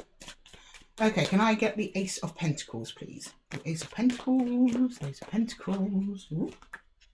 Yeah, working on it. 8 of Pentacles, Page of Pentacles, Knight of Swords. So you rush in with a plan. Pisces. Then I'm going to work on this. Let's work on this together. And you do. You're putting the work in to maintain this pentacle because you like it. This, again, it doesn't have to be a person. It can be a job or something like that. But with them Six of Cups, it's at least some kind of soul connection here that you want to fix or put more heart into it or approach it more gently. But you've got to make changes that you at first are not going to be too comfortable with. Okay, can I please get some challenges? So now we're going to move into the challenge portion of the reading there, Pisces, and try and get some challenges to overcome this in each of the areas. Right, can I get challenges for the swords for Pisces, please? Swords challenges, please. Swords challenges. Two of Cups in reverse. Yeah, so there is a connection here that is probably currently disconnected and you want to bring them together. So, of course, you being separated from this other person is going to be a challenge for you in general. That's the thing you want to fix. That's what you're focused on. Reconnecting with whoever this is. Okay. Can I get the Ace of Cups? You have to bear in mind, though, Pisces, there's another person on the end of this. So you might not overcome this. It depends what they say back. But, I mean, it looks like it's going to work out. You've got the Eight of Pentacles here in your offering. This person seems willing to work on it. But anyway, let's go into the Ace of Cups there, please. Ace of Cups. Yeah, it's about give and take. How did I not give? How did I not give enough? How are they not giving enough? What can I change? Where are you giving too much energy to work and not enough to relationships? Could also be family in this way. Have I neglected someone in some way? Could I have done things differently? Could I have done it better? Could I have taken a more balanced approach? That's for the Six of Pentacles there. That's going to be your challenge there. And can I get the Ace of Wands, please? Ace of Wands challenge. The Knight of Swords in reverse. So it's like you want to take action, but you're not. You're stopping yourself from taking action. I think it's about balancing this energy. So not rushing in, telling the other energy what you're going to do and what's right. It's actually about stopping and doing this together. So not just one person trying to save a sinking ship. If a ship is sinking, it takes a group effort to get it off the ground. So that's you recognising there that it's just you and your thoughts. You know, there's the other person to consider, and you'll be willing to slow down for them if that's what they need. That will be a bit of a challenge for you because you're quite eager to come back together with this person or this energy, job, whatever it is. Okay, can I get the Ace of Pentacles there, please, for Pisces? The Ace of Pentacles, the Ace of Pentacles, please. The Ace of Pentacles, Ace of Pentacles. Oh, there we go. The Emperor. Yeah, so that's like standing strong. This authority, standing your ground, being like, yes, I've changed. I have made these changes. I'm sticking to these changes. And it's almost like proving to yourself, proving to others that you can maintain whatever this is around you. So when I say things around you and structures, it's really like your house, the structure of your relationships, energetic as well as physical structures, but they do show up here in the 3D under the Ace of Pentacles. So it's your confidence to be like, I got this, I have got it. And you do have it, Pisces, you have got this. And you do rush in eventually, even though you do pause a little bit with your Knight in reverse. You get your Knight the right way around. You approach this the right way because you take in the Page of Pentacles with you, not just you. And then you get to work together. But you're solid. You are solid, but feeling solid, you're going to feel a little bit unstable. But if you've made big changes to your routine, your day-to-day, made space with this other person, you are going to feel a little bit wobbly at first, but you'll get there and it will ground. It will ground. Okay, right, I'm going to get you some universal advice on this, Pisces. Bear with me. Universal advice for Pisces, please. Universal advice for Pisces, please. Universal advice, please. Universal advice. For Ace of Cups. Beautiful, brand new emotional beginning. Promising there. Two of Stones. So yes, you are very much connected to this other energy here. And we have the Six of Vessels, which is reunion. Which is actually the Six of Vessels is like the Six of Cups. Reunion, coming together with an energy that means a lot to you. So you working on this, Pisces, it really pays off. And you taking your time and addressing your devil energy in your connection, it does get resolved with a little bit of work. Right, I'm going to pull some archetypes for you. If these resonate, these are just archetypal energies that might be surrounding you at this time. Take them if they resonate, leave them if they don't. Okay? Right, for you, Pisces. Oh, we've got the King and we have, they seem to want to come out together, the King and the Eternal Child. They've come out a couple of times now. And the King here is probably referring to the Emperor. So there might be something in your childhood you might want to look at. And then we have a Gape. The gate means to be away, wide, but then you see these stones that kind of look like chakras. So while you're in this separation period with this other entity, use it to align with yourself. Sometimes the universe segregates us from the things that we want most, so we have time to sit by ourselves, realign with ourselves, and then attempt a reconnection. You'll be far more successful that way, Pisces, far more successful. Right, I'm going to leave the reading here for you, my loves. I really hope that it helped. If it did, please let me know in the comments below. And if you want a one-to-one reading with me, Pisces, then check the description box for my Calendly links. And that, Pisces, I wish you all the best of luck with the situation, although I don't think you need it. You are on fire. And I'll see you in the next one, Pisces. Take care. Right, that's everyone done for ACES. That went really well, I think. I enjoyed doing it. I'm happy to do it again, so please let me know in the description box if you want more for ACES collective readings. I am open and down for it. I'm just going to pull a collective closing energy from the stones. I'm not going to do a full reading. These readings, for there being all signs, a bit more in depth than I usually do anyway.